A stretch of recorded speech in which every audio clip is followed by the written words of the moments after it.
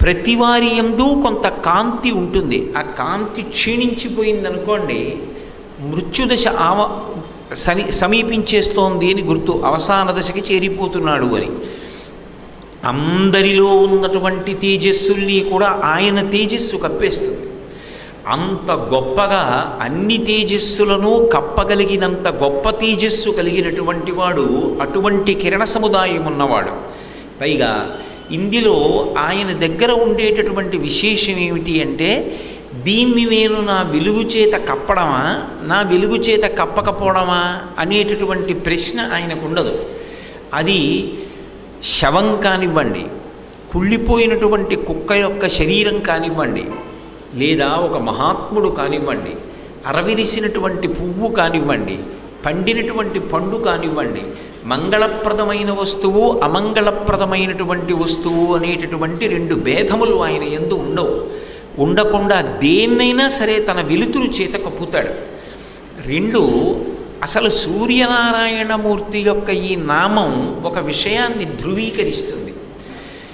సూర్యనారాయణమూర్తి యొక్క స్వరూపం గురువు యొక్క స్వరూపం. మీరు అందుకే శ్రీరామాయణం బాలకాండలో వశిష్ఠ మహర్షి ఇక్ష్వాకు వంశాన్ని చెప్తారు.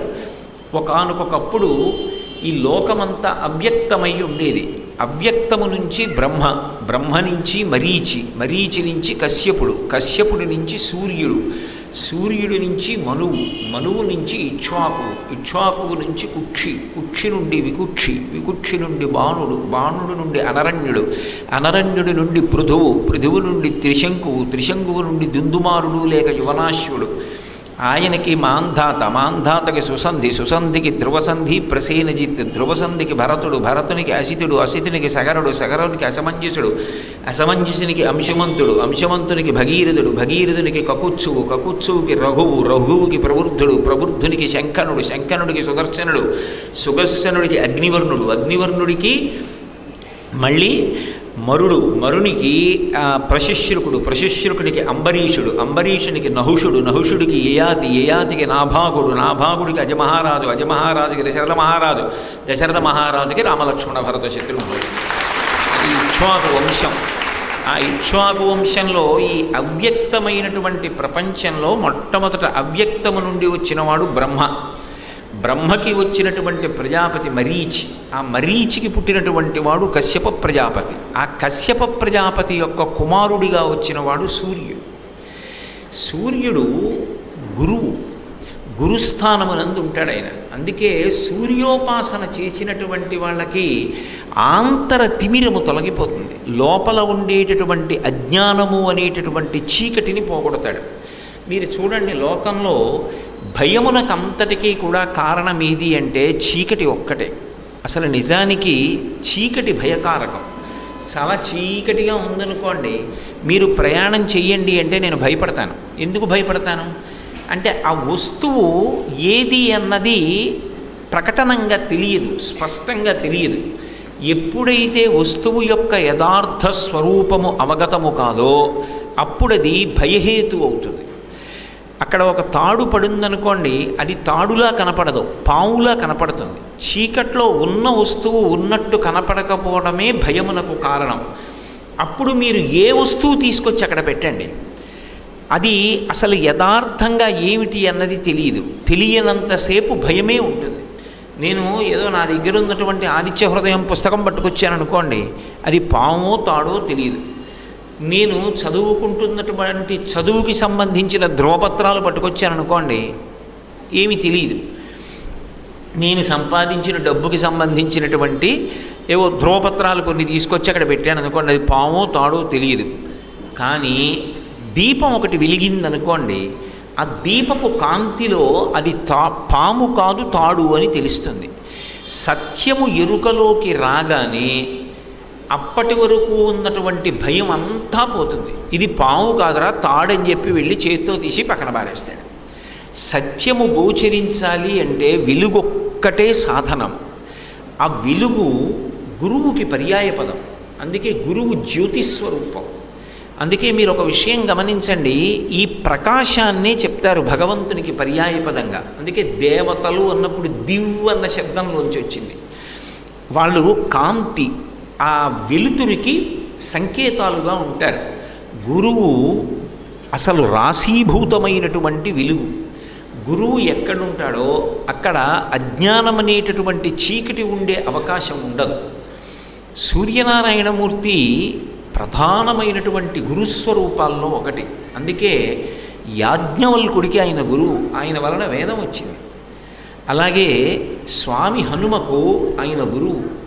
అలాగే ఆయన ఇక్ష్వాకు వంశంలో ఎందరినో తన దగ్గర కూర్చోపెట్టుకుని విద్య నేర్పాడు.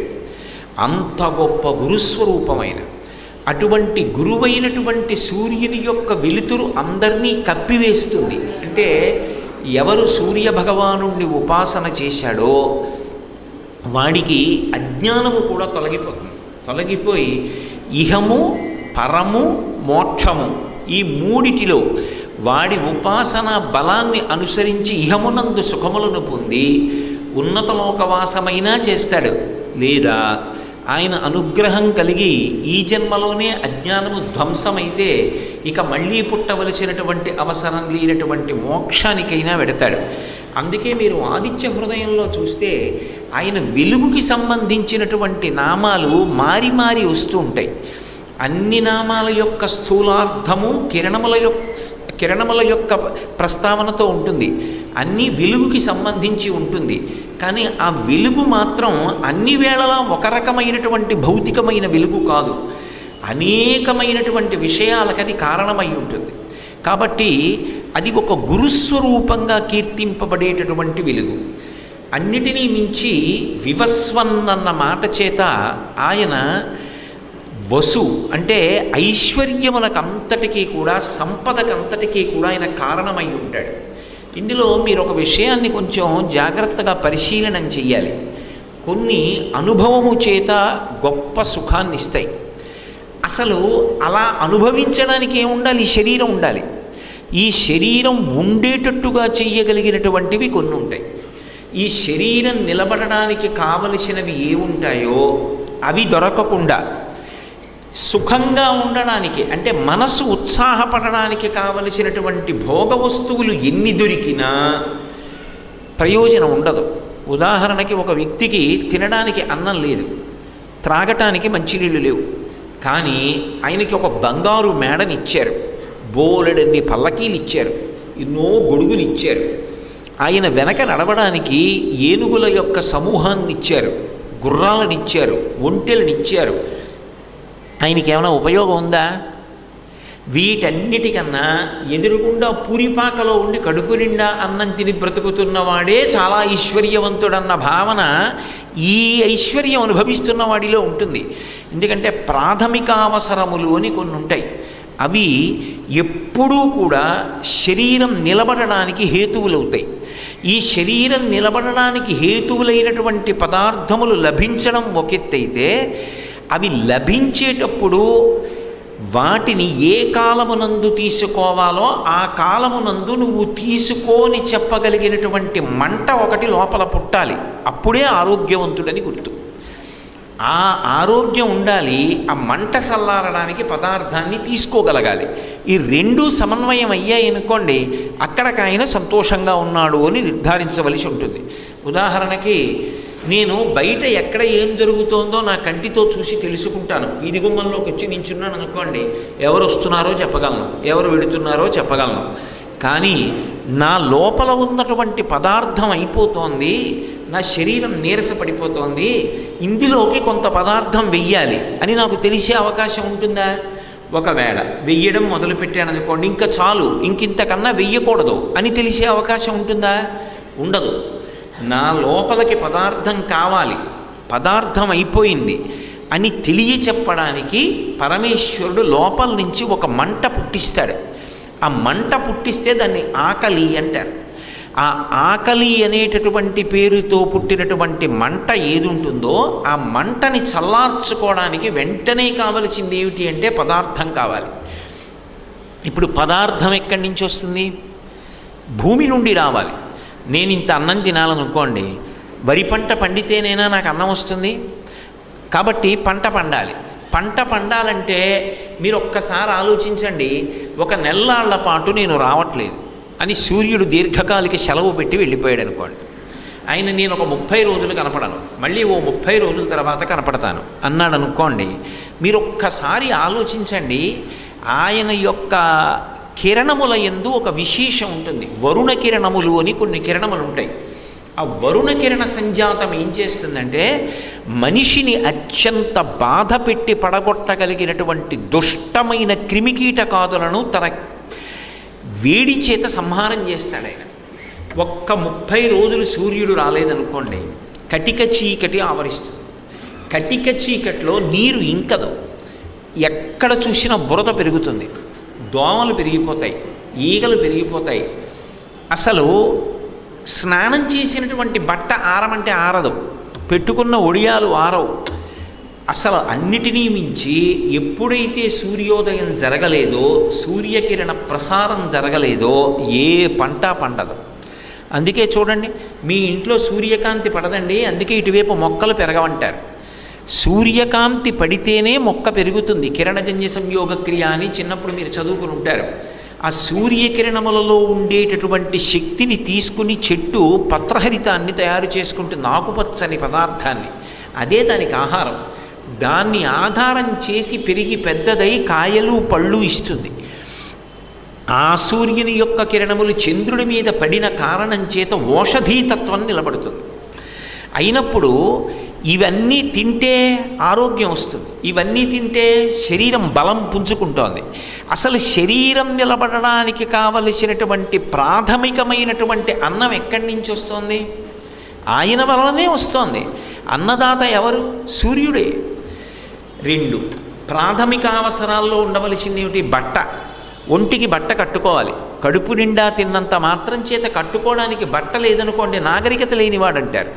ఎంత ఖరీదైన వస్త్రం కట్టుకున్నారన్న దానితో సంబంధం ఉండదు, ఒంటి నిండా బట్ట కట్టుకున్నారా లేదా అన్నది సంబంధం. అయినప్పుడు బట్ట కట్టుకోవాలి అంటే పత్తి పంట పండాలి. పత్తి పంట పండితే కదూ, అందులోంచి కదూ వస్త్రం తయారవుతుంది. కాబట్టి ఇప్పుడు అసలు మనుష్య ప్రాణి అంటే నాగరికత సంస్కృతి ఉన్నవాడు. బట్ట కట్టుకోవడానికి కావలసిన పత్తి ఎవరి కిరణముల వలన పండుతోంది? ఆయన అనుగ్రహం చేత పండుతోంది. నాకొక గూడు కావాలి, నాకొక గూడు కావాలి అంటే 4 తాటాకులు కావాలి. అదేమిటండి, మీరు ఇవాళ ఎలా ఉంటున్నారో అలా మీరు ఒక భవనం గురించి మాట్లాడకుండా తాటాకుల గురించి మాట్లాడుతున్నారేమి అంటారేమో. అసలు యథార్థమునకు శాస్త్ర ప్రకారం ఏమిటంటే మట్టిని కాల్చడం మహాదోషం. ఎందుచేత అంటే మట్టి శివస్వరూపం, పృథివీలింగం కదూ, పృథివీ ఈశ్వరస్వరూపం. ఆ పృథివిని కాల్చకూడదు. అందుకే చాలా కాలం ఈ దేశంలో ఒక అలవాటు ఉండేది. వెదురు బొంగులతోటి కట్టి పచ్చిమట్టిని నీళ్లు పోసి తెచ్చి ఆ పచ్చిమట్టిని కొంతవరకు అలికి దాని మీద ముగ్గు పెట్టి తయారు చేసుకునేవారు ఇళ్ళు. తప్ప అసలు కాల్చినటువంటి మట్టి వలన వచ్చిన సిమెంటుతోటి ఇల్లు కట్టడం అనేటటువంటిది ఈ దేశంలో చాలా కాలం ఉండేది కాదు. ఇప్పుడు ఉండడం తప్ప ఒప్ప అన్న చర్చలోకి నేను ప్రవేశించట్లేదు. నేను ఒక విషయాన్ని ప్రస్తావన చేస్తున్నాను, ఒక ఆర్షమైన విషయాన్ని ప్రస్తావన చేస్తున్నాను. అయినప్పుడు ఒక పాక వేసుకోవాలి అంటే ఆచ్ఛాదనకి కావలసినటువంటి ఆ తాటాకు, తాటి చెట్టు నిలబడితే కదా ఉంటుంది. తాటి చెట్టు నిలబడాలంటే సూర్యరశ్మి ఉండాలి. కట్టుకోవడానికి మట్టి, సూర్యరశ్మి లేదనుకోండి వెంటనే నీరు పెరిగిపోయి నీరు భూమిని కప్పేస్తుంది. కప్పేస్తే అసలు ప్రాణిజాతమే ఉండదు. అందుకే మహాప్రళయమునందు నీరు భూమిని కప్పుతుంది. అయినప్పుడు అసలు మనం నిలబడగలిగాము, ఒక గూడు కట్టుకున్నామంటే సూర్యుడి వలన. ఇక్కడ వరకు అసలు మనిషి ఉన్నాడు భవతికి ఆయన కారణం. ఇకపైన భోగములు, నాకు కారు కావాలి, ఆ కారుకు కావలసిన ఇనుము ఎక్కడి నుంచి రావాలి? భూమిలోంచి రావాలి. దానికి కావలసిన పెట్రోల్ ఎక్కడి నుంచి రావాలి? భూమిలోంచి రావాలి. అందుకే భూమికి వసుంధర అని ఒక పేరు. సమస్త ఐశ్వర్యము ఎక్కడుంటుందంటే భూగర్భమునందు ఉంటుంది. ఏదో విద్యుత్తు కావాలి, బొగ్గు కావాలి, భూమిలోంచి వస్తుంది. ఓ ఇనప ఖనిజం కావాలి, భూమిలోంచి వస్తుంది. అభ్రకం కావాలి, భూమిలోంచి వస్తుంది. బంగారం కావాలి, భూమిలోంచి వస్తుంది. వెండి కావాలి, భూమిలోంచి వస్తుంది. రాగి కావాలి, భూమిలోంచి గనిలోంచి వస్తుంది. ఏది కావాలన్నా భూమిలోంచి వస్తుంది. భూమిలో ఉండేటటువంటి ఖనిజ, తైల, వాయు ఈ 3 రకములైనటువంటి సంపత్తి నిలబడడానికి వృద్ధి పొందడానికి హేతు ఎవరంటే సూర్యుడు. ఆ సూర్యుని యొక్క కిరణములలో ఐశ్వర్యమును పెంపొందించగలిగినటువంటి కిరణముల యొక్క స్పర్శ వలన పృథివి వసుంధరా రూపాన్ని పొందుతూ ఉంటుంది. ఇప్పటి వరకు ఎన్ని కోట్ల మంది పుట్టారో, ఎంత నూనె వాడారో, ఎన్ని వేల కిలోమీటర్లు తిరిగారో, ఇంకా ఎంతమంది పుడతారో, ఎంత వాడుకుంటారో, భూగర్భంలో ఎంతుందో ఎవరికి తెలుసు? మిగిలిన లెక్కలు కట్టినవాడు ఉన్నాడు. భూమి లోపల ఉన్నదెంత, వాడుకున్నదెంత, నిలవెంత, ఇంకా రాబోయే ఖర్చు ఎంత చెప్పగలిగినటువంటి గణకుడు వచ్చాడా? భూమి లోపల ఉన్నటువంటి నిలవలు చెప్పగలిగిన వాడు రాలేదు. భూమి లోపల వాయు సంబంధమైన ఐశ్వర్యం ఉంటుంది. ఇవాళ మనం ప్రకృతి సంబంధమైన వాయువు, న్యాచురల్ గ్యాస్ అని చెప్పి వాడుకోవట్లేదు. అవన్నీ భూమిలోంచి వచ్చేవి. భూమిలోంచి వచ్చేటటువంటి ఈ సమస్త సంపద ఎక్కడిది అంటే కేవలముగా ఆయన అనుగ్రహం వలన వస్తుంది. వీటన్నిటి ఉండడం ఒకెత్తు. అసలు ఆకలి వేయలేదనుకోండి, ఎలా తింటారు? ఆకలి వెయ్యలేదు అంటే అనారోగ్యం. ఏదైనా నోట్లో పెట్టుకుంటే వాంతి అవుతోంది. ఆకలే వెయ్యలేదు, అన్నం తినలేడు, ఏమీ సహించదు, వాడికి తీసుకొచ్చి వడ్డాణం పెట్టి గొలిచేస్తే ఏమిటి ప్రయోజనం? శవానికి అలంకారం చేసినట్టు ఉంటుంది. వాడికి ఏమి సంతోషంగా ఉంటుంది? ఎవరు సంతోషించాలి దానికి? ఎంత ఐశ్వర్యం ఉంటే మాత్రం ఆయన దాన్ని సుఖంగా మార్చుకుంటాడు. అనుభవిస్తే కదా సుఖం. ఓ కారెక్కి గుడికెడితే సుఖం. ఆ కారెక్కి గుడికి వెళ్ళడానికి శరీరం ఒకటి ఉండాలా, దానికి ఆరోగ్యం ఉండాలా. ఆ ఆరోగ్యం ఎవరి వలన ఉంటుంది అంటే కేవలము భాస్కరాది చేత్. 2 మీరు ఒక్కటి ఆలోచించండి. ఇప్పటికీ మనకి ఎకనామిక్స్లో, అర్థశాస్త్రంలో ఒక నిర్వచనం చెప్తారు. వాట్ ఈజ్ నేషనల్ ఇన్కమ్ అని అడిగారు అనుకోండి, జాతీయ ఆదాయం అనగానేమి అంటే ఒక సంవత్సరమునందు ఒక దేశములో ఉత్పత్తి చేయబడినటువంటి సమస్త వస్తువుల యొక్క, సేవల యొక్క మొత్తము విలువలకు జాతీయ ఆదాయం అని పేరు అని. అందులో వస్తువులు అంటే మనం ఉత్పత్తి చేసినటువంటి వస్తువులు, సేవలు అంటే ఆ సేవ. కొంతమంది ఉపాధ్యాయులు ఉంటారు, వాళ్ళందరూ పాఠాలు చెప్పినప్పుడు ఎంతోమంది విద్యార్థుల్ని తయారు చేస్తే వాళ్ళకి మనం ఎంత డబ్బు కట్టవలసి వచ్చింది. ఎంతమంది గొప్ప గొప్ప ఇంజనీర్లు ఉన్నారు, ఎంతమంది వైద్యులు ఉన్నారు. వీళ్ళందరి సేవల్ని కూడా గణన చేసి జాతీయ ఆదాయంలోకి తీసుకుంటారు. అది జనసంఖ్యతో భాగిస్తే తలసరి ఆదాయం అవుతుంది, పర్ క్యాపిటల్ ఇన్కమ్ అంటారు. అయినప్పుడు మరి ఇంతమంది ఇన్ని సేవలు ఇవ్వగలిగారు అంటే వాళ్ళు ఆ శాస్త్రముల యందు నిష్ణాతులై ఉన్నారా లేదా? వాడికి ఆ శాస్త్రములో నిష్ట ఏర్పడాలి. వాడి యందు అటువంటి ప్రజ్ఞ గోచరించాలి.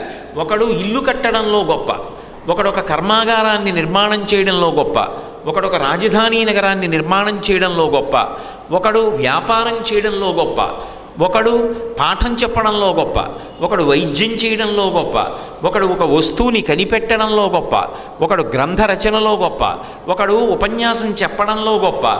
ఒక్కొక్కని యందు ఒక్కొక్క విభూతి ఉంటే తప్ప సమాజము పరిపుష్టము కాదు. అందరి యందు ఒక్క గుణమే ఉందండి అనుకోండి, మిగిలిన గుణములు లుప్తమైపోతాయి. అందరూ సమాజంలో కర్మాగారములు మాత్రమే కట్టగలరు. అనారోగ్యం వచ్చిన వాడికి వైద్యం చేసేవాడేవాడు. ఇంతమందికి అవసరమైన రీతిలో ఇన్ని రకములైన శాస్త్రములు ఇంతమంది యందు ప్రచోదనం కావాలి. అలా ప్రచోదనం చేసి శాస్త్రాధ్యయనం చేయించగలిగినటువంటి బుద్ధిశక్తికి కారకుడు ఎవరు అంటే సూర్యనారాయణమూర్తి. ఆయన బుద్ధిని ప్రకోపింపచేస్తాడు. నిర్ణయాత్మక శక్తిని బాగా నిలబెట్టగలిగిన వాడు ఎవరంటే ఒక్క సూర్యుడే. అందుకే రామాయణంలో కైకమ్మ ఒక మాట అంటుంది, రామచంద్రమూర్తిని 14 సంవత్సరములు అరణ్యవాసానికి పంపించమంటే పంపించలేనని పుత్రవ్యామోహంతో రాత్రి అనేక మార్లు స్పృహ తప్పిపోయినటువంటి దశరథ మహారాజు గారిని ఉద్దేశించి మాట్లాడుతూ, తెల్లవారిపోతోంది, సూర్యోదయం అవుతుంది, ఇంకా నువ్వు సూర్యవంశంలో పుట్టినవాడివి, సూర్యోదయం అయితే మనుషుల యొక్క బుద్ధి బాగా పనిచేస్తుంది, ఇప్పుడు ధర్మాన్ని ఆశ్రయించి నిర్ణయించండి. మనిషి బుద్ధి వికసనం పొందేది దేనికి పొందుతుంది అంటే సూర్యకిరణముల చేత బుద్ధి వికసనం పొందుతుంది. పద్మం ఎలా వికసిస్తుందో అలాగే బుద్ధి కూడా వికసనాన్ని పొందుతుంది. వికసనము అన్న మాటని కొంచెం జాగ్రత్తగా ఆలోచించాలి. వికసనము అన్న మాటకు అర్థం అయోమయావస్థ లేకుండుట. అయ్యయ్యయ్యయ్యో ఇంత చేసేసాం కానండి, అక్కడ అలా పెట్టుంటే బాగుండేది ఇలా పెట్టకుండా అన్నారనుకోండి, వికసనం లేదని గుర్తు. ఆ సమయానికి అది ఎలా చెయ్యాలో అలాగే మీ బుద్ధి ప్రచోదనమైందనుకోండి, ఈశ్వరానుగ్రహం ఉన్నదని గుర్తు. అప్పుడు ఇంకా వెనక్కి వచ్చి అది అలా చేయకుండా ఉంటే ఇంకా బాగుండేది అన్న మాట ఉండదు. ఈ వికసనము మొట్టమొదట ఎక్కడుంటుంది అంటే భగవంతుని యొక్క సృష్టి ఎందు ఉంటుంది. అందుకే మీరు చూడండి, మనకి సనాతన ధర్మంలో భగవంతుని యొక్క ప్రధానమైనటువంటి చేతిలో ఉండే ఆభరణం ఏమిటి అంటే పద్మం. మీరు శ్రీ మహావిష్ణువుని చూడండి, చేతిలో పద్మం పట్టుకుంటారు. అమ్మవారిని చూడండి, పద్మం పట్టుకుంటుంది. లక్ష్మీదేవి పద్మంలో పుడుతుంది, బ్రహ్మదేవుడు పద్మంలో పుడతాడు.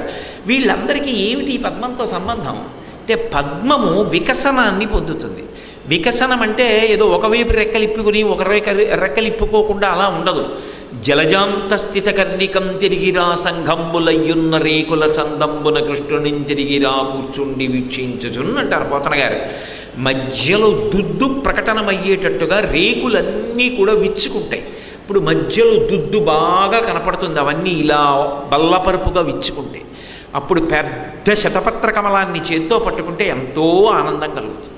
అది వికసనము అంటారు. అప్పుడు అందులో ఉన్నటువంటి సుగంధ పరిమళం బయటికి వస్తుంది. మొగ్గగా ఉండగా మీరు బలవంతంగా విప్పితే పసరిక వాసన వస్తుంది. అది వికసనం పొందితే మధురమైనటువంటి సువాసనలు వెదజల్లుతుంది. మరి మొగ్గగా ఉన్నప్పుడు ఉన్న పసరిక వాసన ఇప్పుడు పరిమళంగా ఎలా మారింది? ఎవరు వికసనమునందు పరిమళాన్ని బయటికి వచ్చేటట్టు చేశాడు?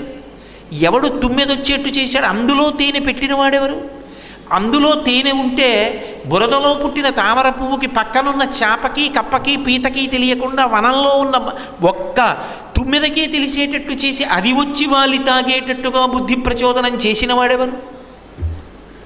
వాడు వికసనము కలిగిన వాడంటే ఈ లోకాన్ని సృజించినప్పుడు నేను ఇలా చేయకుండా ఉంటే బాగుండేదేమో అన్న మాట వాడి జీవితంలో ఎన్నడూ ఉండదు.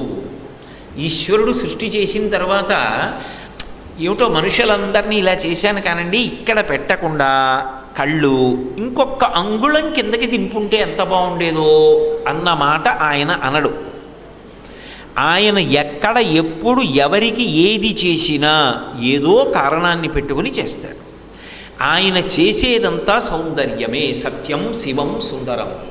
ఆయన దాంట్లో అయోమయం కానీ పొరపాటు కానీ ఎక్కడా ఉండదు. అందుకే మన ప్రజ్ఞ చేత ఈశ్వర ప్రజ్ఞని అంచనా వేయడం కుదరదు. దానికే ఒక మాట చెప్తుంటారు పెద్దలు. వెనకటికి ఒక గణిత శాస్త్రవేత్త ఒక ఆయన బాగా లెక్కలు నేర్చుకున్న ఆయన ఎండలో వెళ్ళిపోతున్నాడు. వెళ్ళిపోతూ బాగా బడలిపోయాడు. మర్రి చెట్టు కనపడింది. మర్రి చెట్టు అదో తమాషా అయిన చెట్టు. ఆయన సృష్టిలో వికసనం అన్నాను కదా, అసలు అదో విచిత్రమైన చెట్టు. దాని ఆకు కింద పడిపోతే ఎండిపోవడానికి చాలా సమయం తీసుకుంటుంది. ఒకవేళ ఎండినా మీరు నీళ్లల్లో పెట్టండి, వెంటనే ఆకుపచ్చగా అయిపోతుంది. అదేమిటో మరి తమాషా తెలియదు.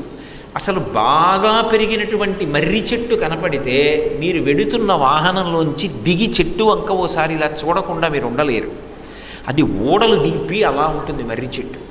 నేను ఎప్పుడైనా ఈ ప్రవచనాలకి కారులో వెడుతున్నప్పుడు పెద్ద పెద్ద మర్రి చెట్లు కనపడితే కారు దిగా మర్రి చెట్టు వంక కాసేపు అలా చూస్తూ ఉంటాను. మర్రి చెట్టు శివుడికి విశేషం దక్షిణామూర్తిగా, విష్ణువుకి విశేషం వటపత్రశాయి. అంత గొప్ప మర్రి చెట్టు. అటువంటి మర్రి చెట్టు కిందకెళ్ళి ఈ గణిత శాస్త్రవేత్త కాసేపు పడుకుందాం, హాయిగా చల్లగా ఉంది, ఇన్ని కొమ్మలతో గొడుగులా ఉందని పడుకున్నాడు. పడుకున్నప్పుడు వెళ్ళకిలా పడుకున్నాడు. పైకి చూశాడు, మర్రి కాయలు కనబడ్డాయి ఎర్రగా. భగవంతుడికి అన్నీ తెలుసు కానీ ఆయనకి గణిత శాస్త్రం తెలియదు. ఎందుచేత అంటే ఆయనకి సాపేక్ష సిద్ధాంతం రాదు. Is poor in law of proportions. లేకపోతే ఇంత పెద్ద చెట్టుకి ఇంత కాయలు ఏమిటి అని తలిటి తిప్పాడు. గుమ్మడి పాదుకి గుమ్మడికాయ కనపడింది అరణ్యంలో. అంత చిన్న పాదుకి ఇంతకాయ ఏమిటి, ఇంత పెద్ద చెట్టుకి ఇంతకాయ ఏమిటి? ఈశ్వరుడికి అన్నీ తెలుసు కానీ బహుశా పాపం ఆయనకి ఈ సిద్ధాంతం తెలియదు. ఆయనకు ఒక్క విషయం తెలియదన్న విషయం నాకు అర్థమైంది అని మళ్ళీ వెళ్ళకిలా పడుకున్నాడు. కాసేపటికో మర్రికాయ నిదురి మీద పడింది. కాదు ఈశ్వరుడు సర్వజ్ఞుడు, అంతేకాదు కరుణామూర్తి. దీనికి గుమ్మడికాయ కాచుంటే నేను ఉండేవాడిని కాదు. ఇంత నీడనివ్వగలిగిన చెట్టు కిందకి బాటసారి పడుకుంటాడని చిన్నకాయ పెట్టి దానికి పెద్దకాయ పెట్టాడు కోసుకోవడానికి వీలుగా. ఈశ్వరుడు కరుణామూర్తి అన్నాడు. అది వికసనం. నేనేదో ఒక ఉదాహరణతో మీరు బాగా పట్టుకుంటారని ప్రస్తావించానంతే. వికసనమునందు అయోమయావస్థ ఉండదు.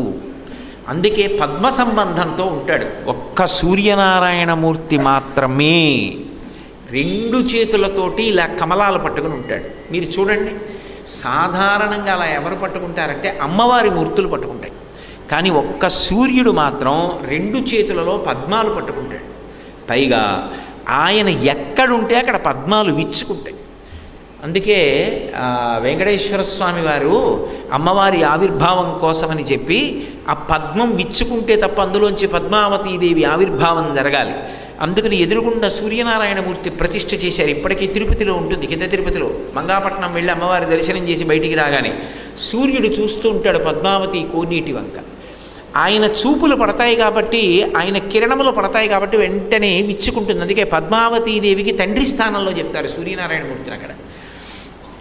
అటువంటి స్వామి వికసనమునకు హేతువై ఉంటాడు. అంటే వికసనమునకు హేతువు అన్న మాటలో అర్థం ఏమిటంటే, ఎవరికి ఎప్పుడు ఎక్కడ ఏది కావాలో ఆ వ్యక్తిని సృజించడం కన్నా ముందు దీన్ని సృజించి పెడతాడు. బిడ్డ పుట్టక ముందే అమ్మ పాలివ్వడానికి సిద్ధపడేటట్టుగా వ్యవస్థ యందు మార్పు చేస్తాడు.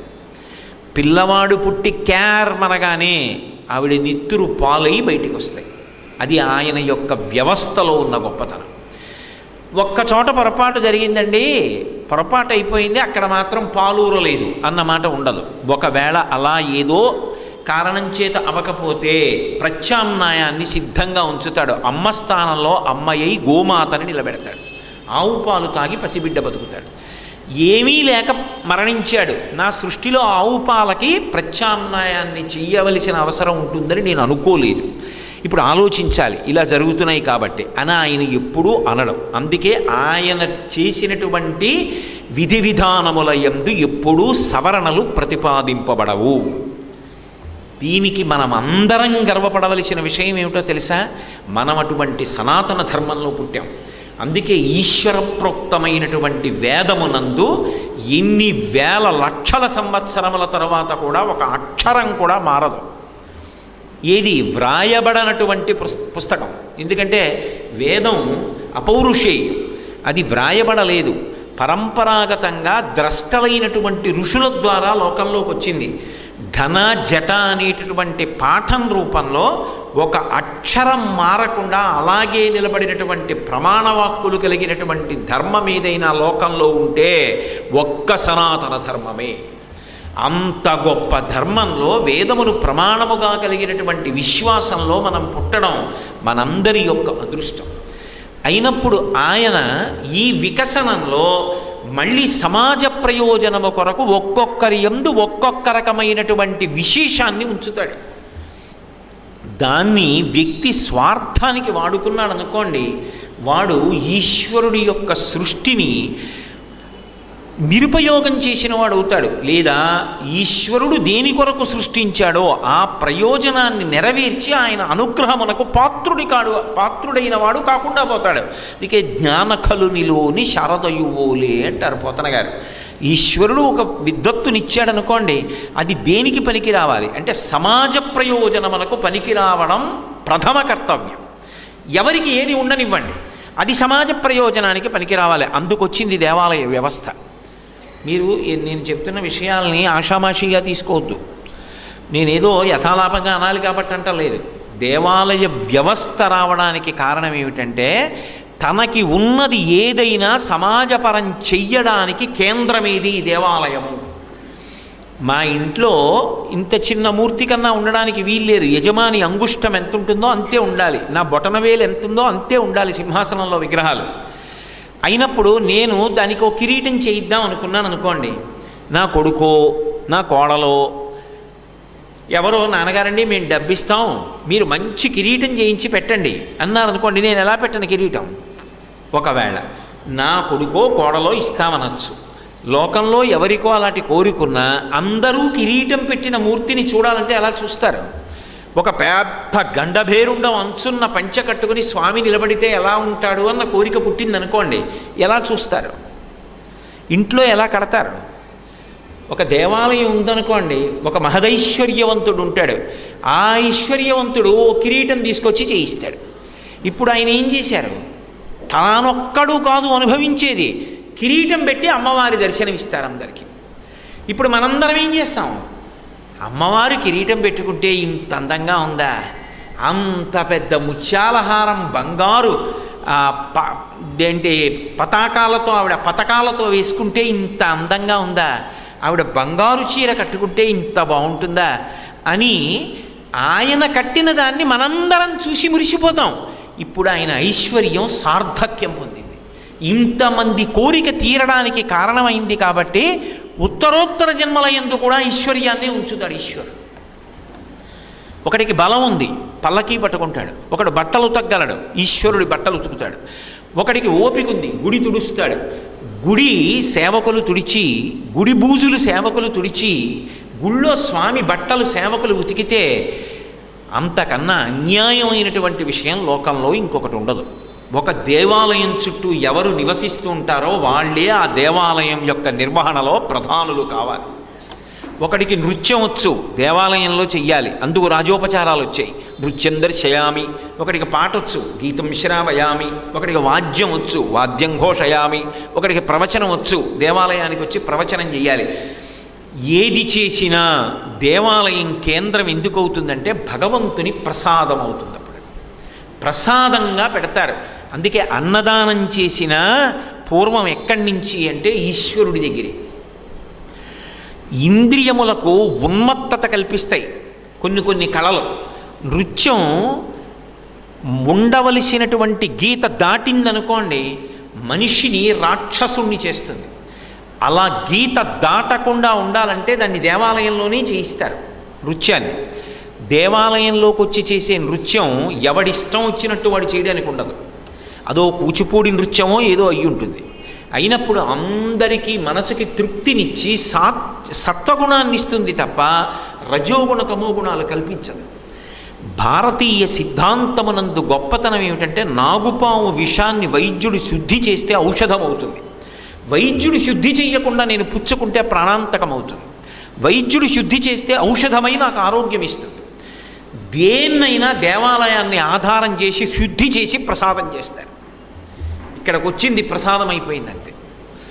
ప్రసాదంగా మార్చుకోవడానికి కేంద్రం ఏది? దేవాలయం. అందరూ దేన్ని ఆశ్రయిస్తారు? దేవాలయాన్నే ఆశ్రయిస్తారు. అందుకే దేవాలయం జోలికి ఎవ్వరూ వెళ్ళరాదు, దేవాలయాన్ని పాడు చెయ్యకూడదు. వేదం ఎలా చెప్పిందో అలాగే దేవాలయాన్ని నడుపు తప్ప నా ఇష్టం వచ్చినట్టు నడుపుతానన్న మాట అనకు. ఎందుకంటే అది నీ ఒక్కడి సిద్ధాంతానికి సంబంధించింది కాదు, అది కొన్ని లక్షల మంది బాగుకి సంబంధించినటువంటి కేంద్రం. దాన్ని శాస్త్రం ఎలా చెప్పిందో అలా నడపడమే సమాజము యొక్క ప్రయోజనమునకు కారణమవుతుంది. తస్మాత్ శాస్త్రం ప్రమాణంతే కార్యాకార్య వ్యవస్థితౌ. ఇప్పుడు నాకు ఒక విషయం చెప్పండి. ఐశ్వర్యమునకు కారణము కేవలముగా వ్యాపారమే కాదు. నేను ఒక ఉద్యోగం చేస్తున్నాను అనుకోండి, ఆ ఉద్యోగానికి కారణమేది? నాలో ఉన్నటువంటి ఒక ప్రత్యేకమైనటువంటి విభూతేనా? నేను ఒక కేంద్ర ప్రభుత్వ కార్యాలయంలో ఉద్యోగం చేస్తున్నాను. దేన్ని చూసి ఉద్యోగం ఇచ్చారు? నేను చదువుకున్నాను కాబట్టి ఇచ్చారు. ఆ చదువుకున్న కారణం చేత నేను 60 ఏళ్ళు వచ్చి పదవీ విరమణ చేసే వరకు నెలకి సంపాదిస్తున్నటువంటి ధనానికి అంతటికీ కారణం నాకు ఒక విద్య ఉండడమేనా? ఆ విద్య వలననేనా ఇంత డబ్బు సంపాదిస్తున్నాను? ఎక్కడ ఏ బుద్ధి ప్రచోదనంతో విద్య ఉన్నది సూర్యకిరణముల యొక్క కారణమేనా? అలాగే ఒక వ్యక్తి చాలా బాగా రాణించాడు. సచిన్ టెండూల్కర్ ఉన్నాడు. సచిన్ టెండూల్కర్ పరమాద్భుతమైనటువంటి క్రికెటర్. ఆయన అంత బాగా క్రికెట్ ఆడి ఆయన ఎంతో ఐశ్వర్యాన్ని సంపాదించుకున్నాడా? అంత గొప్ప ఐశ్వర్యాన్ని సంపాదించుకోవడానికి ఆయనలో ఉన్న క్రీడా నైపుణ్యమైనా కారణమైంది. అలా ఆడాలి అంటే ఆయనకు ఆరోగ్యం ఉండాలా? ఆరోగ్యం ఉండాలంటే సూర్యానుగ్రహం ఉంటేనా ఆరోగ్యం నిలబడుతుంది. ఆ ఆరోగ్యం వల్లేనా ఆయన ధనవంతుడు కాగలిగాడు. ఆయనో ఇంకొకళ్ళు ఎవరైనా అలా సంపాదించగలిగారు అంటే ఆ ఐశ్వర్యం వల్లేనా? ఒక క్రీడ వలన సంపాదించిన, పాట వలన సంపాదించిన, నృత్యము వలన సంపాదించిన, చదువు వలన సంపాదించిన, ఉద్యోగం వలన సంపాదించిన, వ్యాపారము వలన సంపాదించిన ఆయన అనుగ్రహము లేని సంపాదన ఎక్కడి నుంచి వచ్చింది? ఇప్పుడు ఈ సంపద అంతా ఎవరిది? ఆయన ఇస్తే వస్తోంది. కాబట్టి వివస్వన్ సమస్త ఐశ్వర్యమునకు నిధి ఆయనే. కాబట్టి రోజు ఒక్క నమస్కారం ఆయనకి చేస్తే ఆయన ఏం చేస్తాడు? నిన్ను ఐశ్వర్యవంతుణ్ణి చేస్తాడు. ఎలా అంటే ఆయనకున్న దాంట్లోంచి నీకు ఏది పొందితే నువ్వు సంతోషంగా ఉంటావో దాన్ని నీకిచ్చి నువ్వు సంతోషంగా ఉండడానికి కావలసిన వ్యవస్థని ఏర్పాటు చేసి నువ్వు సంతోషపడుతుంటే నీ సంతోషాన్ని చూసి ఆయన సంతోషిస్తాడు తప్ప నాకున్నదని దాచుకుని సంతోషించేవాడు కాడు. నీకిచ్చి సంతోషిస్తాడు. ఆయనది నీదవడానికి కారణం ఒక్కటే, నువ్వు ఇలా అనడమే చాలు, ఇంకొకటి అక్కర్లేదు. ఆదిత్య హృదయం చదువుతావా? మరీ మంచిది.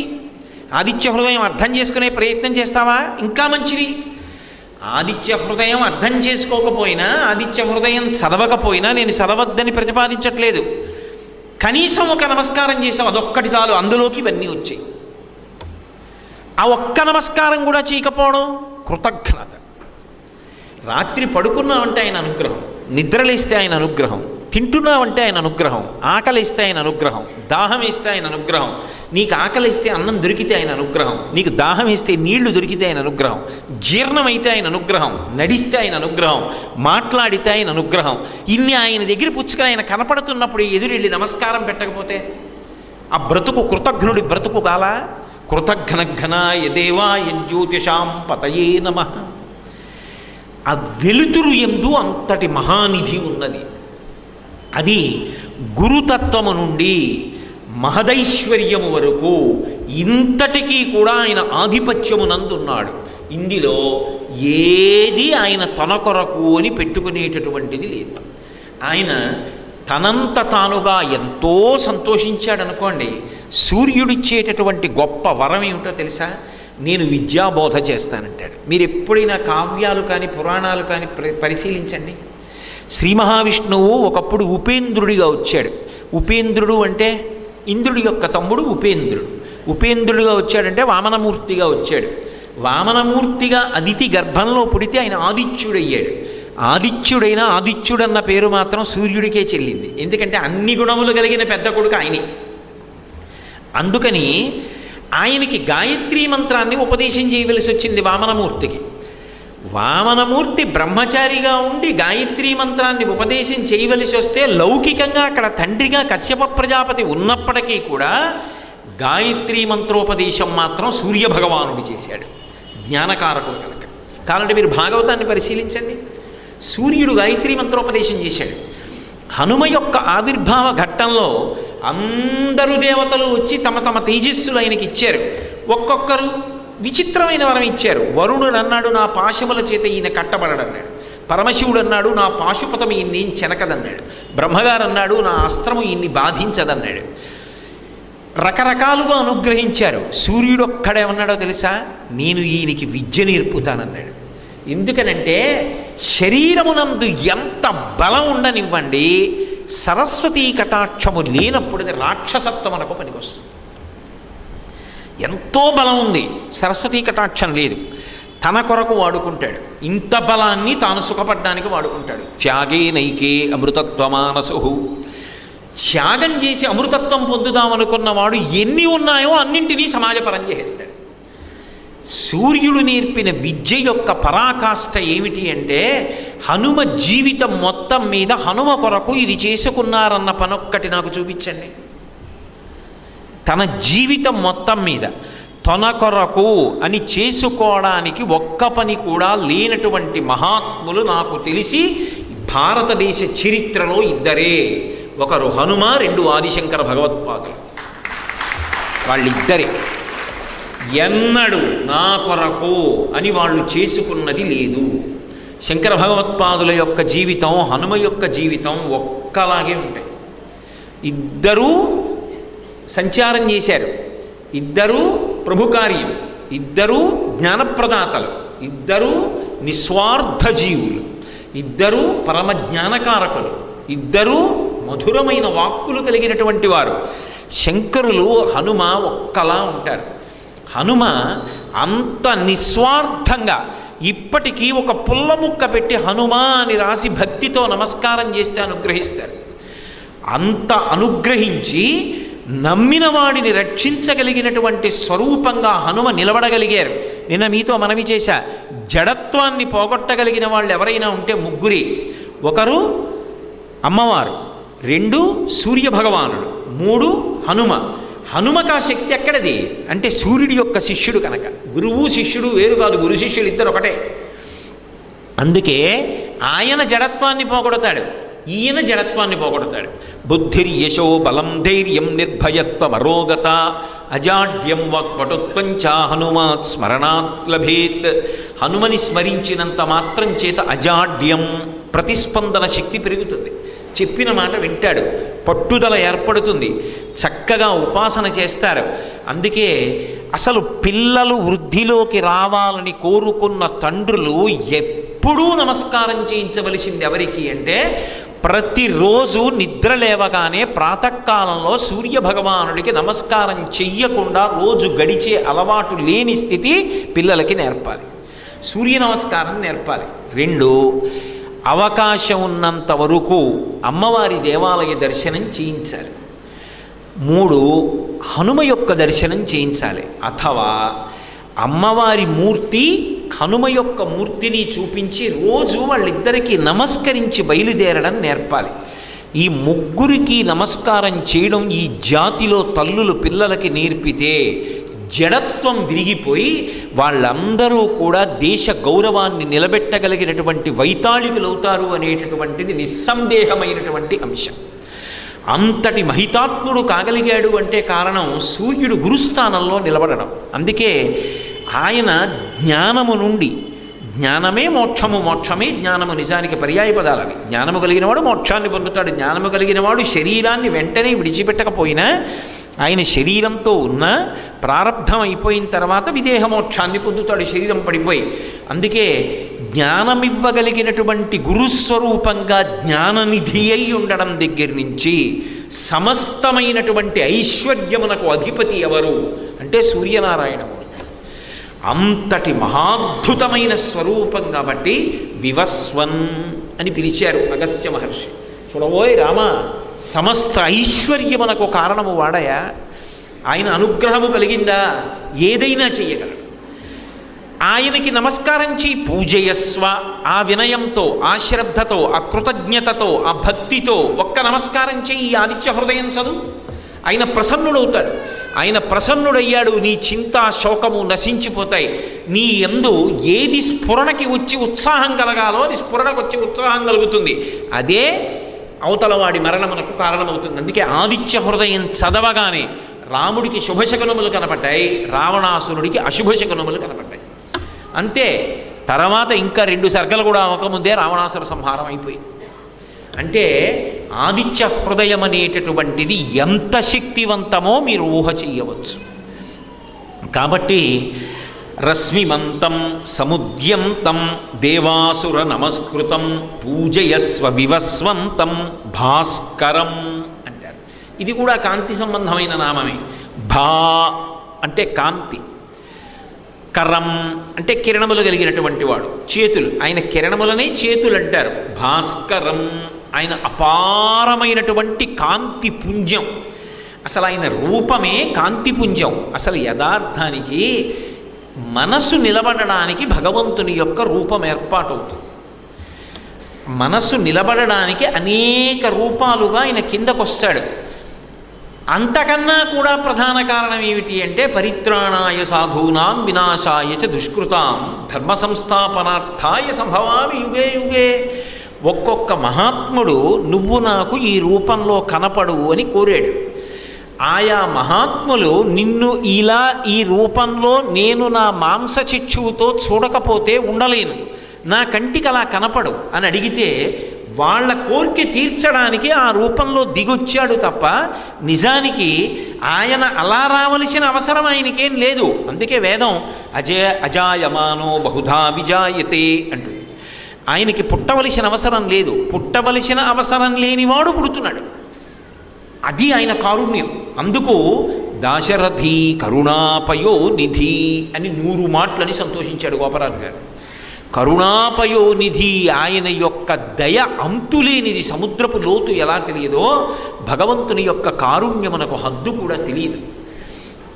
మనుష్యుడి చేతిలోనైతేనే మరణిస్తాడు రావణాసురుడు.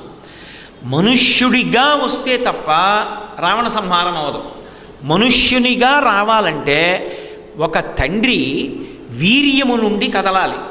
ఆయనకి ఒక రాత్రి కలిగినటువంటి సంతోష సమయమునందు ప్రహృష్ట హృదయంతో ఉండగా ఆయన వీర్యమును ఆశ్రయించి ఆ స్ఖలనమైన వీర్యము ఆయన యొక్క భార్యలోకి ప్రవేశిస్తే ఆ శుక్రశోణితములు కలిసిన తరువాత తల్లి యొక్క గర్భంలో ఒక బుడగ ఏర్పడి పిండము తయారవుతుంటే తల కిందకి పెట్టి కాళ్ళు పైకి పెట్టి తాను విసర్జించినటువంటి మలమూత్రములలోంచి పుట్టినటువంటి క్రిములు తన కోమలమైన శరీరాన్ని కురికేస్తుంటే సామాన్యమైనటువంటి మనుష్యుడిలా గర్భస్థ నరకం అనుభవించి, ఇప్పుడైతే 9 దాటాలి, ఆ రోజుల్లో త్రేతాయుగంలో 12 నెలలు అలా ఉండి ఒక మామూలు మనిషిగా పుడితే తప్ప రావణ సంహారం అవదు.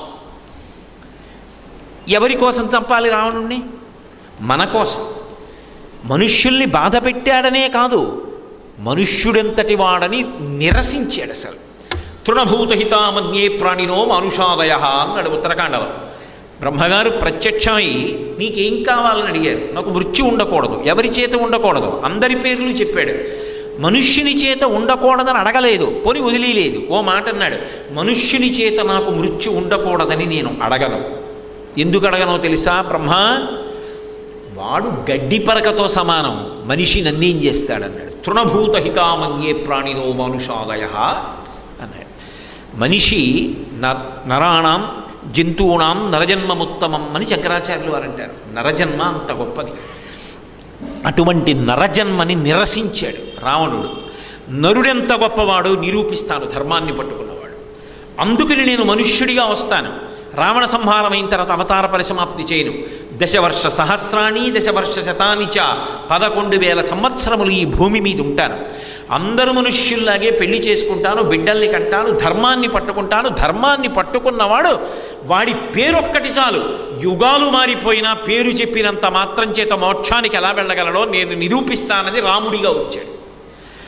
అలా రావడం కోసం తతశ్చ 12 మాసే చైత్రే నామమికేతిదౌ నక్షత్రేతి దైవత్యే స్వచ్ఛ సంస్థేషు పంచషు గ్రహేషు కర్కటే లగ్నే వాక్పతాం బిందునా సహా ప్రోద్యమానే జగన్నాథం సర్వలోక నమస్కృతం. అమ్మ కడుపులో 12 నెలలుండి కౌసల్యా గర్భంలోంచి బయటికి వచ్చాడు. వచ్చి మనుష్యుడై రావణ సంహారం చేసి, ఒక మనుష్యుడు ధర్మాన్ని పట్టుకుంటే ఎంత గొప్ప స్థాయికి వెళ్ళడో చెప్పడానికి గచ్చలోకాన్ అనుత్తమాన్ అని జటాయువుని ఉన్నత లోకాలకు పంపించాడు.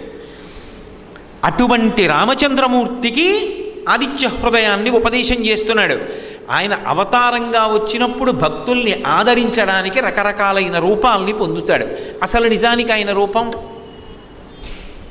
కాంతి అంతే, ఇంకొక రూపం లేదు ఆయనకి. అసలు ఆయన యథార్థ రూపమేది కాంతి.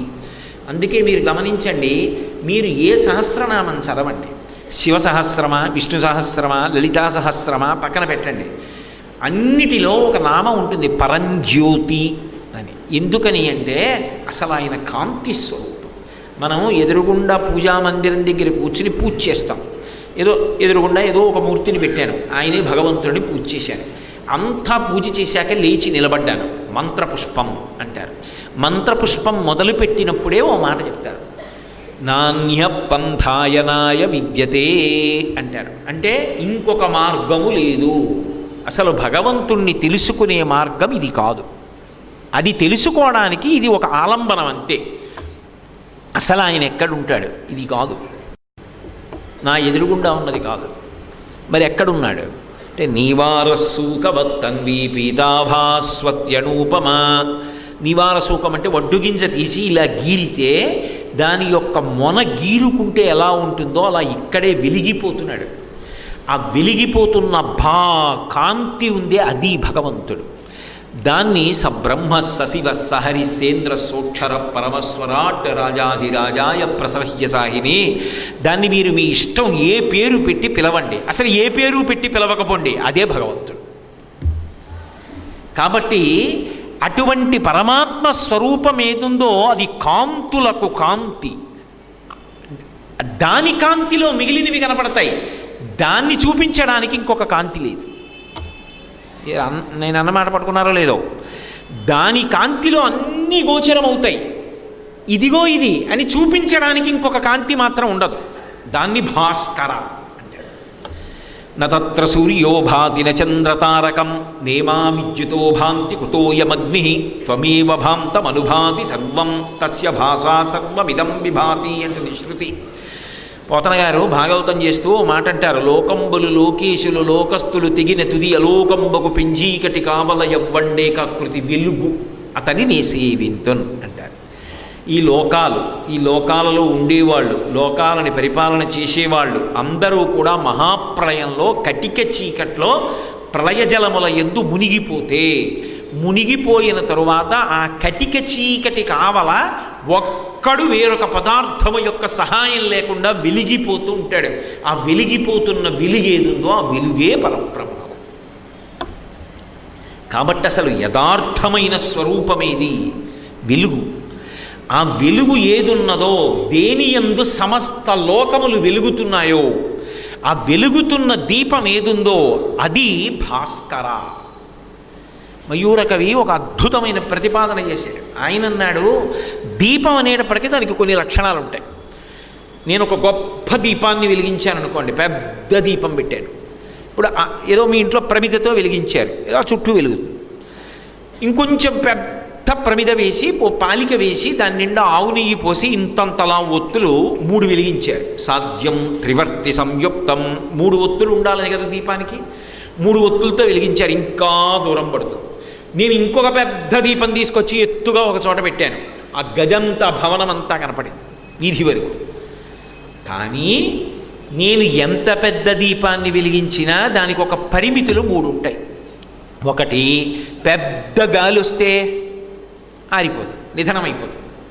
2, ఒకవేళ గాలి రాలేదు వెలిగింది, చౌరైపోతే నిధనమైపోతుంది. 3, ఒత్తి ఎక్కడ వెలిగిందో, దీపం ఎక్కడ వెలిగిందో అక్కడ మసి లేకుండా ఉండడం సాధ్యమా? చిట్ట చివర ఒత్తి కాలిపోయి మసి అయిపోతుంది. మీరు వేలుతో ఇలా తీయండి, చేతికి అంటుకుంటుంది, మసి అవుతుంది. 4, పతంగం అందులో పడుతుంది. ఒక్కొక్కసారి దీపాన్ని నిధనం చేస్తుంది కూడా పతంగం. పతంగం అంటే రెక్కల పురుగు. అది దీపపు కాంతి చేత ఆకర్షింపబడుతుంది. ఆకర్షింపబడినటువంటి ఆ దీపపు పురుగు వచ్చి అదే పనిగా పడిపోయి అనుకోండి, ఒక్కొక్కసారి దీపం నిధనమైపోతుంది. లేదా బోలెడన్ని పురుగులు కాలిపోయి రెక్కలతో కింద పడిపోయి ఆ దీపం కింద కుప్పలు కుప్పల కింద పడిపోతాయి. అలా కుప్పలు కుప్పల కింద పడిపోయి ఉండిపోతాయి. మరి సూర్యుడు కూడా ఒక పెద్ద కాంతిస్థానం, అంటే ఒక పెద్ద వెలుగులకు వెలుగు, ఒక పెద్ద దీపం. అంత పెద్ద దీపం ఎక్కడ వెలుగుతోంది? సాధారణంగా మనం లోకంలో ఏమంటాం? గాలిలో దీపం పెట్టి దేవుడా రక్షించంటే ఏం రక్షిస్తాడరా అంటాం. ఈ దీపం ఎక్కడ వెలుగుతోంది? గాలిలో వెలుగుతోంది. మరి దానికి ఎంత గాలి తగులుతుంది పైన?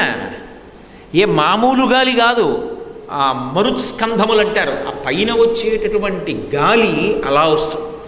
ఒక్కొక్కసారి విమానంలో పెడుతుంటే సడన్గా బెల్ట్ పెట్టుకోండి అని సంజ్ఞ పడుతుంది. పడి ఎయిర్ హోస్టెస్ అనౌన్స్ చేసిన టర్బులెన్స్ ఎక్కువగా ఉంది, విమానం కొద్దిగా ఊగుతోంది, మీరందరూ బెల్ట్ పెట్టుకోండి అంటుంది. అంత పైన 2 ఇంజన్లతో 150 మందిని ఎక్కించుకుని అంత సామాన్తో పెడుతున్నా ఆ గాలి తీవ్రతకి విమానం ఊగుతుంది, చప్పుడు వస్తుంది. బెల్ట్లు పెట్టుకుని బిక్కుబిక్కుమంటూ కూర్చుంటే ఏదో కాసేపటికి మళ్ళీ పర్వాలేదు ఇప్పుడు బాగుంది దాటిపోయామా పరిస్థితి, బెల్ట్ సైన్ తీసేస్తే మళ్ళీ ప్రశాంతంగా కూర్చుంటాడు. అంత పైన గాలి అలా ఉంటుంది. మరి ఆ వెలుగుతున్న దీపాన్ని ఏ గాలైనా నిధనం చేయగలదా? ఎప్పుడైనా గాలికి ఒత్తి జారిపోయిందని కానీ, దీపం నిధనమైపోయిందని కానీ, కొండెక్కిందని కానీ ఆ దీపం విషయంలో చెప్పగలరా? ఎంత గాలి ఆ దీపాన్ని ఏమీ చెయ్యలేదు. ఎంత గాలిలో దీపం వెలుగుతూనే ఉంటుంది. గాలిలో దీపం పెట్టి అన్న మాటకి విరుద్ధం గాలిలో ఉన్న పెద్ద దీపం భాస్కర. ఆ వెలుతురిని ఏమీ చెయ్యగలిగినది లోకంలో ఇంకొకటి లేదు. 2, లౌకికంగా దీపం పెడితే చౌరైపోతే ఆరిపోతుంది. దాంట్లో పోసినవాడెవరో, ఎవడు పట్టుకెళ్ళి ఆవు నెయ్యి పోసాడు, ఎవడు పట్టుకెళ్ళి నువ్వుల నూనె పోసాడు, అది పెట్టినవాడెవరు, అది అలా వెలుగుతూనే ఉంది. అందులో దానికి చౌరు సంబంధం ఏమైనా ఉందా? అది అలా వెలుతురు. దీపాలు ప్రయాణాలు చెయ్యవు, ఏదో గంగలో విడిచిపెడితే కొంత దూరం వెళ్ళాలేమో. ఈ దీపం నిక్కచ్చిగా ప్రయాణం ఆకాశంలో చేసి వెళ్ళిపోతుంటుంది, కానీ దానికి ఏ భంగపాటు ఉండదు, అలా వెలిగిపోతూ ఉంటుంది. అందుకే మన వాళ్ళు కార్తీక మాసం వచ్చేటప్పటికీ ఆకాశ దీపం అని పెడతారు, ప్రత్యేకంగా శ్లోకం చెప్తారు. ఆకాశ దీపం అన్న మాటకు అర్థం ఏమిటో తెలుసా? నువ్వు మాకందరికీ దీపం, రాత్రి సూర్యదీపం, రాత్రి చంద్రదీపం, పగలు సూర్యదీపం. నీకు దీపం పెట్టడం ఎలా? ఆకాశ్ అంటే అంతటా వ్యాపించినవాడు, వాడికి వెలిగించిన దీపం ఆకాశ దీపం. కార్తీక మాసం అంతా కూడా కృతికా నక్షత్రం అగ్ని సంబంధం కాబట్టి దీపాలు పైకెత్తుతారు, ఎత్తి శ్లోకం చెప్పాలి, ఆకాశ దీపం వెలిగిస్తారు. ఏ గాలికి నిధనమవని దీపం, ఏ పతంగము రెక్కల పురుగులు మీదకి వెళ్ళలేని దీపం. ఏ రెక్కల పురుగు ఎడుతుంది ఆ దీపం మీదకి వెలుగుతుంటే? ఏ రెక్కల పురుగు స్పృశించలేని దీపం, ఏ చమురు అయిపోని దీపం, ఎన్నాళ్ళైనా మసి బారని దీపం. మసి పట్టిందండి, అందుకని ఈ మధ్య వెలుతురు తగ్గింది, కొంచెం అది తుడవాలి ఎవరన్నా అనవలసిన అవసరం ఎప్పుడన్నా ఉంటుందా? మసిపట్టని దీపం. అటువంటి దీపం ఏదైనా ఉంటే లోకంలో అదొక్కటే. అందుకే అది భాస్కర. అటువంటి కాంతి, అటువంటి వైభవం, అటువంటి వెలుతురు. ఆ వెలుతురు ముందు నిలబడగలిగిన వెలుతురు వేరొకటి లేదు. ఆ వెలుతురు అన్నిటినీ చూపిస్తుంది. దాన్ని చూపించగలిగిన వెలుతురు లోకంలో లేదు ఇంకా. అది స్వయం ప్రకాశం, అది అందరూ దర్శనం చేస్తారంతే. దాని వెలుతురులో కనపడనదన్నది లేదు, కానీ దాన్ని చూపించడానికి మాత్రం వేరొక వెలుతురు చాలు, ఏదీ సరిపోదు. అసలు దీపము కాంతి అన్న మాటకు ఉండేటటువంటి పరిమితులు ఏముంటాయో అవి దానికి అన్వయము కావు. అంత స్వతసిద్ధంగా అంతటి గొప్ప శక్తితో వెలుగుతున్న దీపం కాబట్టి, అటువంటి కాంతి కాబట్టి, అటువంటి కిరణ సముదాయం కాబట్టి, అటువంటి కాంతి పుంజం కాబట్టి దానికి భాస్కర అన్న పేరు అన్వయమైంది. ఏమండి, మీరు ఒక్కటి చెప్పండి, అసలు ఆయన వైభవం గురించి వింటుంటే రేపు తెల్లవారగానే ఒకసారి చూడాలి సుమా తమాషా అని అనిపించదు? ఇన్ని విశేషాలా? ఇంత గొప్ప దీపమా, అంత గాలిలో ఆరని దీపమా, మసిబారని దీపమా, రెక్కల పురుగులు పడిన దీపమా, చమురు లేని దీపమా, ఇది నేను చూడవలసిందే అని అనిపిస్తుందా అనిపించదా? అలా చూడగానే పరమ సంతోషంతో ఒక్కసారి నమస్కారం చెయ్యాలనిపిస్తుందా అనిపించదా? అమ్మో, ఏమి వర్ణించాడండి కవి. ఆయన ఒక్కొక్క కాంతి ఒక్కొక్కలా ఉంటుంది. తెలుగు వాళ్ళకి అదో విశేషం. ఏదో పొన్న పువ్వు ఛాయ, పొన్న పువ్వు మీద పొగడంపు పూచాయ శ్రీ సూర్యనారాయణ అని పాట పాడతారు. మొట్టమొదట ఉదయిస్తే ఎలా ఉంటాడు, ఆ తర్వాత ఎలా ఉంటాడు, మధ్యాహ్నం ఎలా ఉంటాడు, సాయంత్రం ఎలా ఉంటాడు, వీటికి పువ్వులు చెప్పి, పువ్వు మీద పువ్వు చెప్పి కీర్తిస్తారు. పూర్వం ఆకాశవాణిలో ప్రతిరోజు వినపడుతుండేవి ఇటువంటి పాటలన్నీ చక్కగా. సరే, ఇంకో విషయాలు నాకు ఎందుకు కానీ. కాబట్టి అంత అద్భుతమైనటువంటి మూర్తి, అటువంటి స్వామి ఆకాశంలో వెలుగుతుంటే చూడాలని ఎవరికి అనిపించదు. అందుకే ఈ దేశంలో ఒక అలవాటు ఉండేది, 100కి కనీసం 2 భాస్కర శబ్దంతో ఉండేవారు పూర్వం. భాస్కర శబ్దంతో ప్రతి ఇంట పేరు ఉండేది. ఇప్పుడు భాస్కర ఎందుకు, దానికి అర్థం అక్కర్లేదు, శబ్దం చాలు, అష్ తుష్ పుష్ ఏవో ఉంటే చాలు. కాబట్టి పవిత్రమైనటువంటి నామాలు, వేదప్రోక్తమైన నామాలు, వాటి వైభవం అవన్నీ మళ్ళీ ఆయన అనుగ్రహము చేత పునరుద్ధరింపబడి దేశము ప్రకాశించుగాక. కాబట్టి భాస్కరం, భువనేశ్వరం, ఇంకా ఇంతకన్నా ముందుకెళ్ళడానికి కించిత్ జంకు, అయ్యో కొన్ని నామాలైనా చెయ్యాలి కదా నేను అని. కాబట్టి భాస్కరుడు, భాస్కర దాటితే భువనేశ్వరం అంటారు. భువనేశ్వరం అంటే సమస్తమైనటువంటి భువనములకు ఆయన అధిపతి, ఈశ్వర శబ్దము చేత పిలవబడుతున్నాడు. ఈశ్వర అన్న మాటకు అర్థం ఏమిటో తెలుసా? ఈశ్వర అంటే మీరు దీనికి ఇలా చెయ్యాలని కానీ, మీరు దీనికి ఇలా చెయ్యకుండా ఉండాలని కానీ, ఎవరి చేత శాసింపబడనివాడు, తాను ఒకలా చెయ్యవలసింది ఇంకొకలా చేస్తే ఇలా ఎందుకు చేశావని అడగగలిగిన వాడు లేనివాడు ఈశ్వర అని పిలువబడతాడు. లోకంలో సాధారణంగా ఓ నియమం ఉంటుంది, ఏదో పాపం చేశాడు అనుకోండి ఫలితం అనుభవించాలి.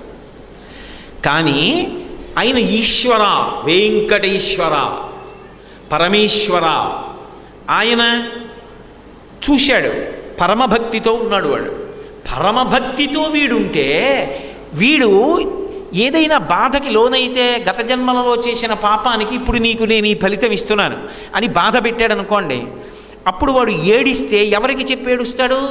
వాడు పక్కింటి వాళ్ళకి చెప్పడు, భార్యకి చెప్పడు, తిన్నగా పూజా మందిరంలోకి వెళ్ళి కూర్చుని ఏడుస్తాడు. స్వామి మిమ్మల్ని నమ్మాను, స్వామి నన్ను ఎందుకు ఇంత బాధ పెడుతున్నారు, నన్ను కాపాడరా అని ఏడుస్తాడు. అలా ఏడిచిన వాళ్ళు ఉన్నారు లోకంలో. వాళ్ళ పేరు ఒకలా కనపడుతుంది, నిజానికి ఆ పేరు పొందినవాడు వేరుగా ఉంటాడు. రామదాసు గారిని కొట్టారు, పాపం క్షరాన్నం పెట్టారు, పావు షేరు బియ్యపు అన్నంలో షేరు ఉప్పేసి వండి పెట్టారు ఆయనకి. ఆయన ఏం చేశాడు? తను తినలేదు. ఆ చీకటి కొట్లో గోడ దగ్గరికి తీసుకెళ్ళి దాన్ని రామచంద్రమూర్తికి నివేదించాడు. నువ్వు తిన్నాక నేను తింటాను, ఉచ్ఛిష్టం అన్నాడు. క్షరాన్నము క్షీరాన్నమైంది. ఎందుకని ఆయనకి నిజంగా మనసుతో పెడుతున్నాడు, అందుకని పరమాన్నం చేసి భక్తుడికి పెట్టుకున్నాడు. కొట్టనివ్వండి తిట్టనివ్వండి ఆయనకే చెప్పాడు అంతే. ఏంటి ఆఖరికి డబ్బు ఇవ్వలేదని కొడుతుంటే ఆ కారాగారంలో మొరబెట్టుకున్నాడు. ఏదో లక్ష్మణనకు చేయిస్తే బంగారు మొలత్రాడు రామచంద్ర, ఏదో సీతమ్మకు చేయిస్తే చింతాకు పతాకము రామచంద్ర, ఎవడబ్బా సొమ్మని కులుకుచు తిరిగేవు రామచంద్ర అని అడిగాడు. కోపం వచ్చినా ఆయన్ని అడిగాడు, ఎవడబ్బా సొమ్మని పెట్టుకు తిరుగుతున్నావు భద్రాచలంలో, దెబ్బలు నాకా, ముచ్చట్లు నీకా అన్నాడు. అని అబ్బా తిట్టి తినని ఆయాసపడబోకు రామచంద్ర, తిట్టానని కోప్పడకు స్వామి, ఏం చేయను బాధ భరించలేక నిన్నే అన్న, సంతోషమైన నీతోటే దుఃఖమైన నీతోటే. రామదాసు గారు అంటారు గోపరాజు గారిని. నిజంగా నాకు ఒకటి చెప్పండి, గోపరాజు గారు రామదాసు గారా, రామచంద్రమూర్తి గోపరాజు గారికి దాస? రాముడే గోపరాజు గారికి దాసు. ఎందుకనంటే రాత్రి తానీషా కల్లోకి వచ్చి నా పేరు రామోజీ, ఈయన లక్ష్మోజీ, మేమిద్దరం రామదాసు గారి సేవకులం అని చెప్పి డబ్బిచ్చిన వాడు ఎవరు? రామచంద్రమూర్తి. గోపరాజు గారికి రాముడు దాసుడా, రాముడికి గోపరాజు గారు దాసుడా? నేను నీ దాసుడన్నంత మాత్రం చేత భక్తుడికి దాసుడైన వాడు పరమేశ్వరుడు. అలా ఎందుకయ్యావు అని అడగగలిగిన వాడు ఎవరైనా ఉంటాడా? నీ దాసుని దాసుడా గుహుడు తామక దాస్యమొసంగినావు, నీ చేసిన నేరమో అన్నాడు. నిజానికి వాళ్ళందరినీ దాసుల్ని చేసుకున్నావు, నన్ను చేసుకోలేదన్నాడు రామదాసు గారు. నువ్వు పేరుకి రామదాసు, కానీ నేనే నీకు దాసుడిని అవుతానని నేను రాముడి సేవకుడిని, రామదాసు గారి సేవకుడిని, రామోజీ నా పేరుని బంగారు నాణ్యాలు కట్టాడు. భక్తుడికి దాసుడు అయ్యాడా లేడా భగవానుడు? శ్రీకాళహస్తిలో తిన్నడు కళ్ళిచ్చినందుకు తక్కువని నేను ప్రతిపాదించట్లేదు. భక్తుడిని కొండ మీద కూర్చోబెట్టి దాని కింద కూర్చున్నాడా లేదా? ఎవరైనా పెద్దల్ని పైన కూర్చోబెడతారు, చిన్నవాళ్ళు కింద కూర్చుంటారు. అటువంటిది తిన్నడిని తీసుకెళ్ళి కొండ మీద పెట్టాడు, శ్రీకాళహస్తీశ్వరుడు కింద ఉన్నాడు. అంటే భక్తుడిని పైన పెట్టి తాను కింద కూర్చున్నాడా లేదా? చంద్రవంకని తీసుకొచ్చి నెత్తి మీద పెట్టుకుని తానేమో కింద కూర్చున్నాడా లేదా? శంకరుడు తనని ఆశ్రయించిన వాళ్ళని పైన పెట్టి తాను కింద కూర్చుంటాడు. అది భగవంతుని యొక్క లక్షణం. అలా ఎందుకుంటావు నువ్వు అని అడగగలిగిన వాడు లోకంలో ఉంటాడా? ఆయన చూసేది భక్తి ఒక్కటే. అందుకే శంకరాచార్యులు వారు శివానంద లహరిలో ఒక అద్భుతమైన శ్లోకం చేశారు. మార్గావర్తిత పాదుకా పశుపతే రంగస్య కూర్చాయతే గడ్డూషాంబు నిషేచనం పురరిపోర్ దివ్యాభిషేకాయతే కించిత్ భక్షిత మాంసశేష కబలం నవ్యోపహారాయతే భక్తి కిన్న కరోత్యహో వనచరో భక్త్యావతంసాయకే. ఆ తిన్నడు పాపం ఏమీ తెలియదు, కానీ గుండెల నిండా భక్తి ఉంది ఆయనకి. ఏదో నోట్లో తెచ్చిన నీళ్లు శివలింగం మీద ఉమిశాడు, కాలికి వేసుకున్న చెప్పు తీసి నిర్మాల్యం తుడిచేశాడు, ఇంగిలి మాంసపు ముక్క కొరికి బాగా రుచిగా ఉందని తెచ్చింది అక్కడ పెట్టి తినమన్నాడు. కానీ ఆయన భక్తి చూశాడు పరమాత్మ. ఇలా తినచ్చా, ఇలా తినకూడదా, ఆ నియమాలు ఆయన పాటించలేనప్పుడు వెంటనే ఆ ఎంగిలి మాంసం ముక్క తీసుకుని తిన్నాడు. నువ్వు ఇలా ఎందుకు తిన్నావు? ఓ గుడన్న తర్వాత నియమం లేదా? నీకు తీసుకొచ్చి బత్తాయి పండు నైవేద్యం పెట్టాలి, చక్రపొంగలు పెట్టాలి, పులిహార పెట్టాలి తప్ప ఇదేమిటి అలా తినేటివి ఏమిటి? నువ్వు గుళ్ళో ఉండదు బయటిపో అని అనగలిగిన వాడు ఎవరైనా ఉన్నాడా? ఉండడు. వాడు ఈశ్వర, వాడు అలా ఉండగలడు, ఎలా అయినా ఉండగలడు. ఆయన భక్తికి వశుడయ్యాడు, స్వీకరించాడంతే. అందుకు ధూర్జటి అద్భుతమైన పద్యం చేశాడు కాళహస్తీశ్వర సర్గంలో. నీకున్మాంసము వంచయేని కరువా నీ చేత లేడుండగా జోకైనట్టె కుఠారముండ అనల జ్యోతుండ నీరుండగా పాకం బొప్ప ఘటించి చేతి పునుకన్ భక్షింపక బోయి చేకుంటెంగిలి మాంసమెట్లు తగునా శ్రీకాళహస్తీశ్వర. శంకరుడికి ఒక చేతిలో జింకుంటుంది లేడి, ఒక చేతిలో పరశువు గండ్రగొడ్డలు ఉంటుంది, మూడవ కంట్లో అగ్నిహోత్రం ఉంటుంది, తల మీద గంగమ్మ ఉంది, చేతిలో బ్రహ్మకపాలం. శంకర, తిన్నడు తెచ్చినటువంటి ఎంగిలి మాంసం ముక్క తినేసావా? పోనీ నీకేదో ఇవాళ మాంసం ఆహారం తిందామని అనిపించిందనుకో, మరీ ఇంత అన్యాయంగా బోయేవాడు తెచ్చిన ఎంగిలి మాంసం ముక్కలు తినడం ఏమిటయా? మీ ఆవిడికి చెప్పి వండించుకోక్కర్లా, వాసన వచ్చి పక్కింటి వాళ్ళకి తెలుస్తుందన్న బెంగ కూడా లేదు. ఇలా గొడ్డలుంది, ఇలా లేడుంది, ఇది తీసి ఇలా కొట్టి ఓ ముక్క తీసి బ్రహ్మకపాలంలో పడేసి గంగమ్మను అందులో పడేసి ఇలా మూడో కంటి మీద ఉడికించుకొని ఇలా నోట్లో పడేసుకోవచ్చు, కూర్చున్న చోట కూర్చుని తినచ్చు. నీకున్మాంసము వంచయేని కరువా నీ చేత లేడుండగా జోకైనట్టి కుఠారముండ అనల జ్యోతుండ నీరుండగా పాకం బొప్ప ఘటించి చేతి పునుకన్ భక్షింపక బోయి చేకుంటెంగిలి మాంసమిట్లు తగునా శ్రీకాళహస్తీశ్వర. ఆయన ఈశ్వర, దీనికి ఇలాగే చెయ్యాలది నియమమేం లేదు ఆయనకి. ఆయన తలుచుకున్నాడా ఏమైనా చేస్తాడు. ఆయన అనుగ్రహించలేదా, ఆయన ఆగ్రహించాడా ఏమైనా చేస్తాడు. ఒకప్పుడు ప్రతిజ్ఞ చేశాడు, నేను చక్రం పట్టనన్నాడు. కానీ భీష్మాచార్యులు వారు అర్జునుడిని కొట్టేస్తుంటే ప్రతిజ్ఞ అవతల పారేసి చక్రం పట్టుకుని భీష్మాచార్యుల వారి మీదకి వెళ్ళిపోయాడు. అంతటి భీష్ముడు పొంగిపోయి కుప్పించి ఎగసిన కుండలంబుల కాంతి గగన భాగం బెల్ల కప్పి కొనక ఉరికిన నోర్వకను దరంబులోనున్న జగముల వ్రేగున జగతి కదుల చక్రంబు చేబట్టి చనుదెంచురయమున పైనున్న పచ్చని పటముజార నమ్మితి నాలావు నగుబాటు చేయకు మన్నింపుమని క్రీడి మరల దిగువ కరికి లంఘించు సింహంబు కరణి మెరసి నేడు భీష్ముని చంపుదు నిన్ను కాతు విడువు మర్జున ఎటంచు మధ్య శిఖవృష్టి తెరలి చనుదెంచు దేవుండు దిక్కునాకు. ఈశ్వర, ఆయన భక్తికి వశుడైపోయాడండి.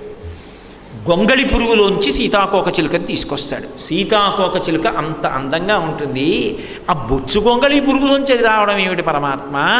సీతాకోక చిలుకను అలా ఎందుకు చేశారు అని అడగగలిగిన వాడు ఎవరైనా ఉన్నాడు ఆ లోకంలో? నేను ఏ కర్మ చేస్తే పాపం ఇచ్చావని అడగగలడా ఎవడైనా? నేను ఏ పుణ్యం చేస్తే నాకు ఈ ఫలితం ఇచ్చావని అడగగలడా ఎవడైనా? వాడు ఇస్తే పుచ్చుకోవడం తప్ప నేనేం చేస్తే ఇది ఇచ్చావని అడగగలిగిన వాడు లోకమునందు లేడు. కాబట్టి అది ఈశ్వర శబ్దానికి అన్వయం. అటువంటి శబ్దము చేత పిలవబడుతున్నాడు. ఎవరికి ఈశ్వరుడు? ఒక్క మనుష్యులకు కాదు, జంతువులకు కాదు, తిర్యక్కులకు కాదు, సకల భవనములకు ఆయన ఈశ్వరుడు. ఎన్ని లోకాలున్నాయని మీరు చెప్తున్నారో అన్ని లోకములకు కూడా ఆయనే ప్రభువు, ఈశ్వరుడు. తత్శబ్దము చేత భక్తితో ఒకడు నమస్కరించాడు, ఆయన ఏదైనా అనుగ్రహించగలడు, ఏదైనా ఇవ్వగలడు. ఒక్కొక్కడినైతే బతిమాలించుకు చేస్తాడు. నిన్న మీకు భాస్కర రాయల వారి ఉదంతం చెప్పలా?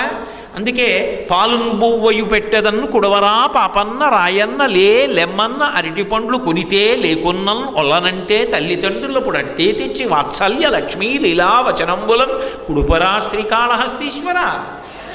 ఎంత గారం చేశాడండి దుర్జటి. తండ్రి పెద్ద అధికారి, బయట హోర్న వాన పడుతోంది, అలిసిపోయి రాత్రి 9ంటికి వచ్చాడు. అమ్మయ్యా వేడిగా పలహారం చేసి పడుకుందామని తీసుకొచ్చిన అధికారికి వాహనం వెళ్ళిపోయింది. లోపలికి వచ్చాడు. భార్య అంది, వీడు అన్నం తింటలేదండి, అరటిపండుతో పెరుగన్నం పెడితే కానీ తిన్నని మారాం చేస్తున్నాడు అంది. కొడుకు ఏం చేస్తాడు? ఒరే అలిసిపోయానరా, ఇంత రాత్రి వానలో అరటిపండు ఎక్కడొస్తుందిరా, నా మాట వినరా, పెరుగన్నం తినరా అన్నాడు. నాకు అరటిపండే కావాలని వారాం చేశాడు. వాడు ఏం చేస్తాడు? కొడతాడా? ఉపవాసం పడుకోబెడతాడా? వాడిని వదిలి అన్నం తినగలడా? అలాగే చీకట్లో గొడుగేసుకుని గాలికి గొడుగెగిరిపోతున్నా వానలో తడిసి వెళ్ళి అరటిపండు తెచ్చి తిడితే ఏడుస్తూ అన్నం తిండేమోనని తీసుకొచ్చి బలవంతంగా ముద్దులాడి అన్నం తిన్న నా ప్రారంభాలు రాని అప్పుడు అన్నం తింటాడు. అలా తింటలా? అలా నీ పాపం చేస్తే నీకు చెప్పుకున్నాను తుడిచేయి, నిన్నెవరు కాదన్నారు? నేనేం చేశాను తుడిచేయమంటం లేదు, నేనేం చేయలేను తుడిచేయమని అడుగుతున్నాను. ఏమీ చేయలేదని చెప్పుకుంటున్నాను. చెప్పుకున్నప్పుడు ఎందుకు తడవు? శ్రీశైలేషు భజింతునో యభవు కాంచీనాలు సేవింతునో కాశీవల్లభు కల్వబోధన మహాకాళేషు సేవింతునో నా శీలం బడువైన మేరువణుచున్ రక్షింపవే నీ కృపా శ్రీ శృంగార విలాసహాసములచే శ్రీకాళహస్తీశ్వర. నేనేం చేయలేదు, కానీ నేనేం చేయలేదని చెప్పాను. వాడు చూడరా పాపం ఏమీ చేయలేదని చెప్పేశాడని చెప్పి ఆ కారణం చూపించి నన్ను అనుగ్రహించి నా పాపాలు తీసేసి నన్ను నీలో కలిపేసుకో ఎవరొద్దన్నారు. అలా ఎందుకు కలిపావని నిన్ను ఎవడన్నా అడుగుతాడా? ఎవడు అడిగేవాడు లేడు, ఈశ్వర. కాబట్టి అటువంటి ఈశ్వర శబ్దం ఆయన యొక్క తిరుగులేని సార్వభౌమాధికారాన్ని ప్రతిపాదిస్తుంది. అది ఒక లోకమునకు కాదు, సమస్త భువనములకు ఆయన అధీశుడు. అటువంటి వాడు ఏమి ఇవ్వలేడు. లోకంలో ఎప్పుడైనా అన్నీ ఉన్నవాడు వాడు ఉన్నాడు అనుకోండి, వాడి దగ్గర పని ఉంటే వాడి ఇంటికి మనం వెళ్ళాలి తప్ప ఆయన రోజు పొద్దున్నే మా ఇంటికి వస్తారండి అని చెప్పడం సాధ్యమా? ఆయన రోజు మన ఇంటికి వస్తాడా? ఎందుకు వస్తాడు? పోనీ మా ఇంటికి వచ్చాడు అనుకోండి ఏదో కారణానికి, పోనీ నా ఇంది ఏదో ప్రేమతో మా ఇంటికి వచ్చాడు, మన అందరిళ్ళకి వస్తాడా? అంత ఐశ్వర్యవంతుడు ఒక్కనాటికి రాడు. కానీ ఇన్ని భువనములకు ఈశ్వరుడైన వాడు ప్రతిరోజు అందరికీ చక్కగా కనపడుతూనే ఉంటాడు. ఆయన అడగవయా ఒక్క నమస్కారం పెట్టి, దాచుకునేవాడు కాడు. నమస్కారం పెట్టి వినయంతో అడిగితే ఏదైనా ఇవ్వగలిగిన వాడు, సంపద నుండి జ్ఞానం వరకు మోక్షం వరకు. అటువంటి వాడు ఎదురుగుండా కనపడుతుంటే అటువంటి మహానుభావుడు వచ్చాడనో నమస్కారం పెట్టద్దు. మా ఇంటికి జిల్లా కలెక్టర్ గారు వస్తున్నారన్నారు అనుకోండి, నేను పైన కూర్చుని మేడ మీద కలెక్టర్ గారు వస్తే పైకి రమ్మనండి అంటానా? కలెక్టర్ గారు వస్తున్నారంటే ఓ మర్యాద ఉండదు, కిందకి వెళ్ళి నిలబడతానా? ముఖ్యమంత్రి గారు వస్తున్నారు మా ఇంటికంటే వీధిలోకి వెళ్ళి రహదారి మీద నిలబడతానా? ఆయన రాగానే అయ్యా రండి రండి స్వాగతం అంటానా అననా? ఒక జిల్లా కలెక్టర్ గారు వస్తే అంత గౌరవం ఇచ్చావు, ముఖ్యమంత్రి గారు వస్తే అంత గౌరవం ఇచ్చావు. భువనములకు ఈశ్వరుడైన వాడు ప్రతిరోజు వస్తుంటే ఇలా అనరా అంటే కూడా అననంటే నా పోటీగాన్ని ఏమనాలి? నమస్కరించరా? ఒక్క నమస్కారం చెయ్యి, అనుగ్రహిస్తాడు.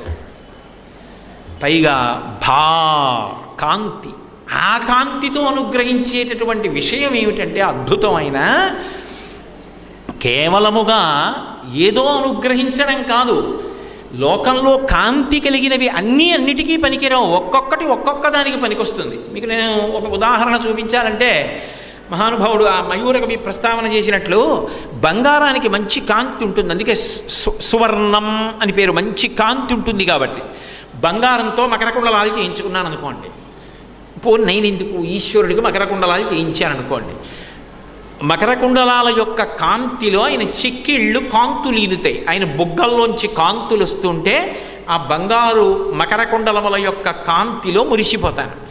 మహా అయితే మకర కుండలాలు ఏం చేస్తాయి? బుగ్గలని కాంతివంతంగా చూపిస్తాయి. ఈశ్వరుడికి పెట్టినా, మహారాజు గారు పెట్టుకున్నా, ముచ్చటపడి నేను పెట్టుకున్నా అంతే. ఏం చేయగలవంటే బుగ్గల్ని చూపించగలం. ఇంకా బాగా చెప్పాలంటే ఏదో ఒకడికి అందంగా కనిపించవచ్చు, ఇంకోడికి దేవుడిరా మకర కుండలాలు ఏమిటి, వీడేమిటి, వీడేనా పరమేశ్వరుడా, వీడైనా చక్రవర్తి అని నవ్వుకోవడానికి పనికి రావచ్చు. ఒక్కొక్కడికి అబ్బా ఎంత అదృష్టవంతుడురా, అంత పెద్ద కిరీటం, అంత మకర కుండలాలు పెట్టుకున్నాడు అని అనుకోవడానికి పనికి రావచ్చు. అగ్నిహోత్రుడు ఉన్నాడు అనుకోండి, ఆయన కాంతిని ఇస్తాడు, కానీ ఆయన కాంతిని ఇవ్వడానికి ఏ పదార్థాన్ని పట్టుకున్నాడో అది మాత్రం తర్వాత ఉండదు. ఇక ఓ కర్రను ఆశ్రయించి కాలుతున్నాడు అనుకోండి, కర్రంతా అయిపోయాక నిధనం అయిపోతాడు, కర్ర మాత్రం ఉండదు, భూదేవి. ఆయన ఇచ్చే కాంతి కొంత పరిమితిలో ఉంటుంది, ఒక వస్తువును ఆధారం చేసుకుంటుంది, ఆ వస్తువు మాత్రం ఇక తర్వాత నామరూపాలతో ఉండదు, దగ్ధమైపోతుంది. చంద్రుడు ఉన్నాడు అనుకోండి, రాత్రి వేళ ప్రకాశిస్తాడు, చల్లటి కాంతిని మాత్రమే ఇస్తాడు, వేడి కాంతిని, స్పష్టమైన కాంతిని ఇస్తాడని నమ్మకం లేదు, ఎందుకంటే కళల్లో పెరుగుదల తరుగుదల ఉంటాయి. సూర్యుడు ఉన్నాడు అనుకోండి, ఆ కాంతి ఇంత పరిమితితో కూడుకున్నది అని చెప్పడానికి వీలు లేదు. చంద్రకాంతిని ముంచేస్తాడు, అగ్నికాంతిని ముంచేస్తాడు, బంగారు కాంతిని ముంచేస్తాడు. కేవలం ముంచేసే కాంతి కాదు, పాపములను తీసివేయగలిగినటువంటి చక్రవర్తిత్వంతో కూడుకున్న కాంతి. ఆ అనుగ్రహంలో పాపరాశి ధ్వంసమైపోతుంది. ఏది అది లేకపోతే ఈశ్వర శబ్దం అన్వయం అవ్వదు. బంగారమునకు ఈశ్వరత్వం ఉందా? చంద్రుడికి ఈశ్వరత్వం ఉందా? అగ్నికి ఈశ్వరత్వం ఉందా? ఒక్క సూర్యుడికి ఈశ్వరత్వం ఇచ్చారు. ఆ ఈశ్వరత్వం ఉన్నవాడు కాబట్టి, భువనేశ్వరుడు కాబట్టి, సకల భువనములకు అధిపతి కాబట్టి, ఆయన కాంతి చేత, ఆయన కరముల యొక్క స్పర్శ చేత, అంటే ఎవడు భక్తితో నిలబడ్డాడో వాడి కొన్ని కోట్ల జన్మల పాపములను కూడా ఇలా భుజాల్ని చేత్తో ముట్టుకుని తల మీద చెయ్యి పెట్టి భస్మం చేయగలడు. ఆ పాపరాశి భస్మమైపోతుంది. వాడికి జ్ఞానం ఇవ్వగలడు, మోక్షం ఇవ్వగలడు, ఏదైనా ఇవ్వగలడు. ఆయన అనుగ్రహం అలా ఉంటుంది. పోతన గారు భాగవతం చేస్తూ మాట అంటారు, ఏదో అమరేంద్రాదుల కొల్చు భంగిజలు లబ్జాక్షు సేవించగా విమల జ్ఞాన విరక్తి ముక్తి నొసగున్ వేయేల భూనాథ తత్కమలాధీషు కథా సుధారస నదీ కల్లోల మాలా పరిభ్రమమెవ్వానికినైన కర్ణయుగళీ పర్వంబు కాకుండునే అంటారు. విమల జ్ఞాన విరక్తి ముక్తి నొసగున్. ఆయన ఇవ్వలేనిది ఏమిటి? నేను నీ నమస్కారానికి ప్రీతి చెందాను, ఇంతే ఇస్తాను. ఒక నమస్కారానికి ఇంత, 5 నమస్కారాలకింత, పొంగలికింత, పాయసానికింత, ఆ లెక్కే ఉండదు. నీ గుండెల్లో భక్తి ప్రమాణం అంతే. నీ శక్తితో సంబంధం లేదు, నీ వినయంతో నీ భక్తితో సంబంధం. ఆయన ఏదైనా ఇవ్వగలడు. ఇలా ఎందుకు ఇచ్చావు అని అడగడానికి వాడికి అధికారం లేదు. వాడు ఈశ్వర. వాడు ఒక లోకమునకు పరిమితుడు కాడు, సమస్త భువనములకు ఆయన అధీశుడు. కాబట్టి భువనేశ్వరం అంతటి మహాశక్తివంతుడైన వాడు, అంతటి అనుగ్రహ ప్రదాత, అటువంటి వివస్వన్, అటువంటి భాస్కర, అటువంటి భువనేశ్వర తెల్లవారేటప్పటికీ ఎర్రటి కాంతులీనుతూ వస్తున్నాడు. అందులో ఆ ఉదయించే సమయంలో, సాయంకాలం సమయంలో ఏమి అద్భుతం! అందుకే సూర్యోదయ సూర్యాస్తమయాల్ని వర్ణించినటువంటి కవి లేడు. ఎవరెవరికి ఏ భావనలు వచ్చాయో ఆ భావనలతో పొగిడారు. మయూరకవి అయితే ఓ మాట అన్నాడు, మహేంద్రుడు పర్వతముల యొక్క రెక్కలను తన వజ్రాయుధంతో కోసేసినప్పుడు కారినటువంటి నిత్తుటి ధారలు ఏమున్నాయో అవే సూర్యకిరణాలు పడినప్పుడు, బాలసూర్యకిరణాలు పడితే సూర్యోదయంలో ఎర్రటి కాంతులు పర్వతాల మీద పడితే ఇంద్రుడు రెక్కలు కోసినప్పుడు కారిపోతున్న నిత్తుటి ధారల్లా ఉన్నాయి.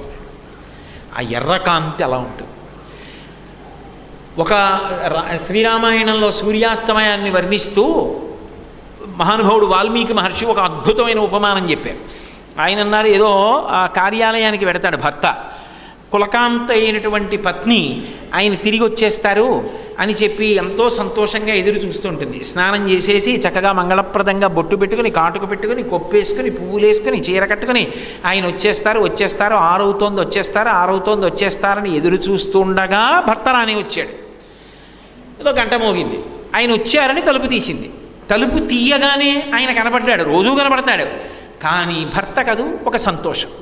ఆ భర్త కనపడగానే ఆమెలో అనురాగము పొంగుకొచ్చి ఆ బుగ్గలు, ఆ చెక్కిళ్ళు రాగరంజితములై అందులోంచి ఎర్రటి కాంతులు వచ్చాయి భర్తని చూడగానే.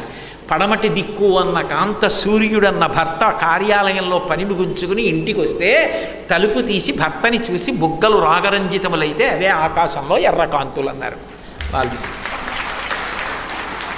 అటువంటి కాంతులు కలిగినవాడు, ఒక్కొక్క కవికి ఒక్కొక్కలా గోచరమై అనుగ్రహించినవాడు. అసలు ఆయన స్పర్శ లేని ఏ కావ్యం ఉందంటే, ఆయన స్పర్శ లేని ఏ పురాణం ఉంది లోకంలో. కాబట్టి భువనేశ్వరం అటువంటి మహానుభావుడు ఆయన రశ్మివంతం సముద్యంతం దేవాసుర నమస్కృతం పూజయస్వ వివస్వంతం భాస్కరం భువనేశ్వరం సర్వదేవాత్మకో హ్యేష. మహర్షి శ్లోకం దగ్గరికి వచ్చేటప్పటికీ ప్రయోగం మారుస్తున్నారు. ఏష అంటే సంస్కృతంలో అర్థం ఏంటంటే ఇదే అని. నేను ఆయన భారతీతీర్థ మహాస్వామి, వారు కారణజన్ములు. వారు ఇక్కడే నరసారావుపేటలో పుట్టారు. చిన్నతనం నుంచి పరమ వైరాగ్య సంపన్నులు, అపారమైనటువంటి ధారణాశక్తి కలిగిన వారు. పాఠశాలకు కూడా పిలకతోటి మడిబట్ట కట్టుకుని వెళ్ళి చదువుకుని మధ్యాహ్నం ఇంటికి వచ్చి స్నానం చేసి సంధ్యావందనం చేసి మౌనంగా అన్నం తిని మళ్ళీ సమయానికి పాఠశాలకు పరిగెత్తేవారు. అంతటి మహానుభావుడు శృంగగిరి పీఠాన్ని అధివసించాడు అని నేను మీకు ఇలా చూపించి చెప్తున్నాను అనుకోండి. చెప్తుంటే మీరు నా వంక చూస్తారా వినేటప్పుడు, మధ్య మధ్యలో అటు చూస్తారా? నేను అలా చూపించకుండా చెప్తున్నాను అనుకోండి, నా వంకే చూస్తూ ఉంటా. అందుకే ఉపన్యాసానికి ఒక విశేషం ఉంటుంది. అది మనిషిని చూస్తూ వింటే బాగా వంట పడుతుంది. నేను ఎక్కడో రహస్యంగా తలుపులు వేసేసి కూర్చొని ఇదే చెప్తాను, చెప్తే ఏం చెప్తాను, ఇదే చెప్తాను. నేను చెప్తుంటే మీ అందరూ బయట కూర్చొని విన్నారనుకోండి, మీకు ఆ ఏకాగ్రత కుదరదు. చూస్తూ వింటున్నారనుకోండి, బాగా వంట పడుతుంది. ఆ కళ్ళతో చూస్తూ చెవులు వినాలి. ఇప్పటి వరకు ఆదిత్య హృదయం యొక్క గొప్పతనాన్ని చెప్తున్నారు అగస్త్య మహర్షి. అదే ప్రకారంగా చెప్తూ వెళ్ళిపోవడం కాదు. రాముడు ఎంతో వినయంతో వింటూ అబ్బా అని వింటున్నాడు. ఒక్కసారి ఇలా తిరిగి అగస్త్య మహర్షి చూపించారు సూర్యభగవానుడు. ఏష అన్నారు, ఆయనే. అంటే ఆకాశం వంక చూపిస్తున్నారు. అదిగో బింబం ఉందే, ఈ బింబమే రామ అని చెప్తున్నది దీని గురించి. అంటే ఇప్పుడు రాముడు ఒక్క గురువుగారి వంకే చూడ్డం, గురువుగారి వంక ఆ నామం చెప్పగానే బింబం వంక, ఆయన వంక బింబం వంక. ఇది విన్నవాడు ఎవరున్నాడో వాడు బింబం చూడాలని తాపత్రయపడాలి సుమా.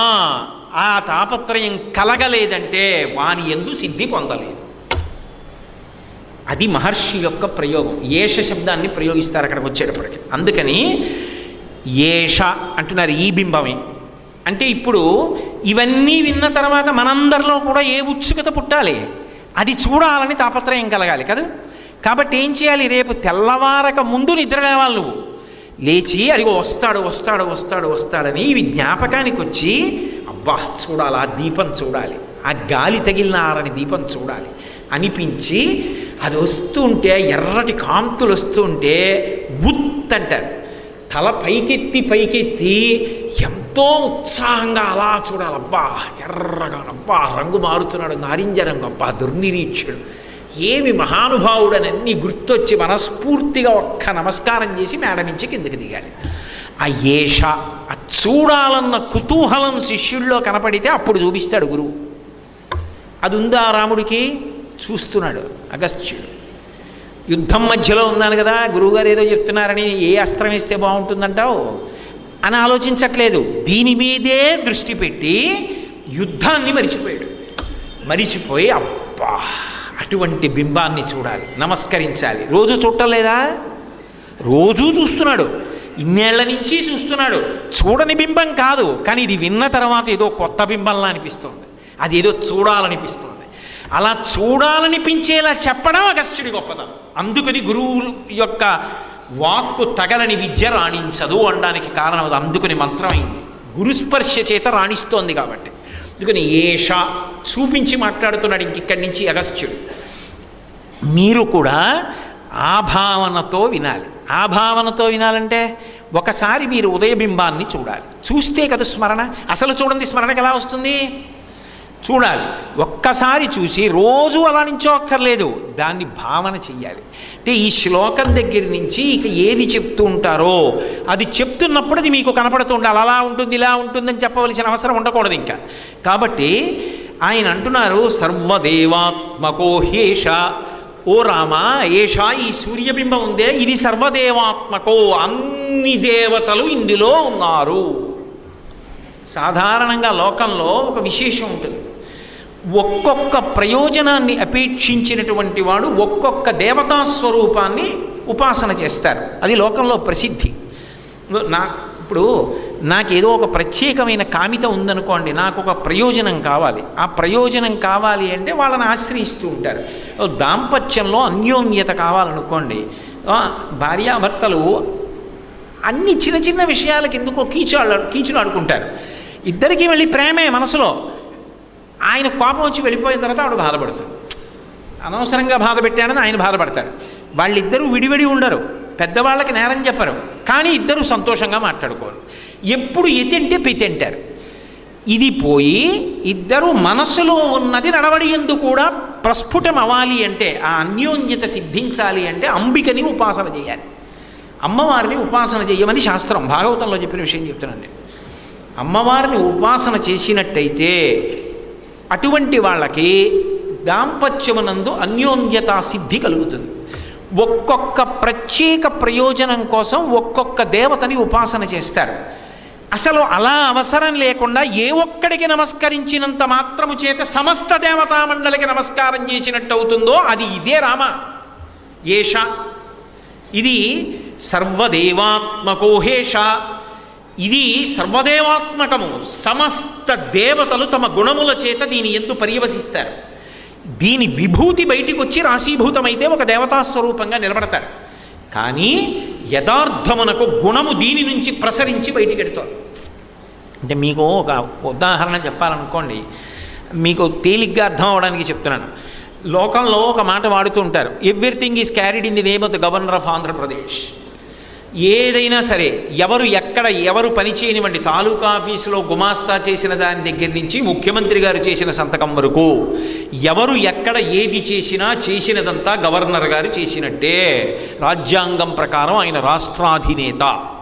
Everything is carried in the name of the governor of Andhra Pradesh, everything is carried in the name of the president of India.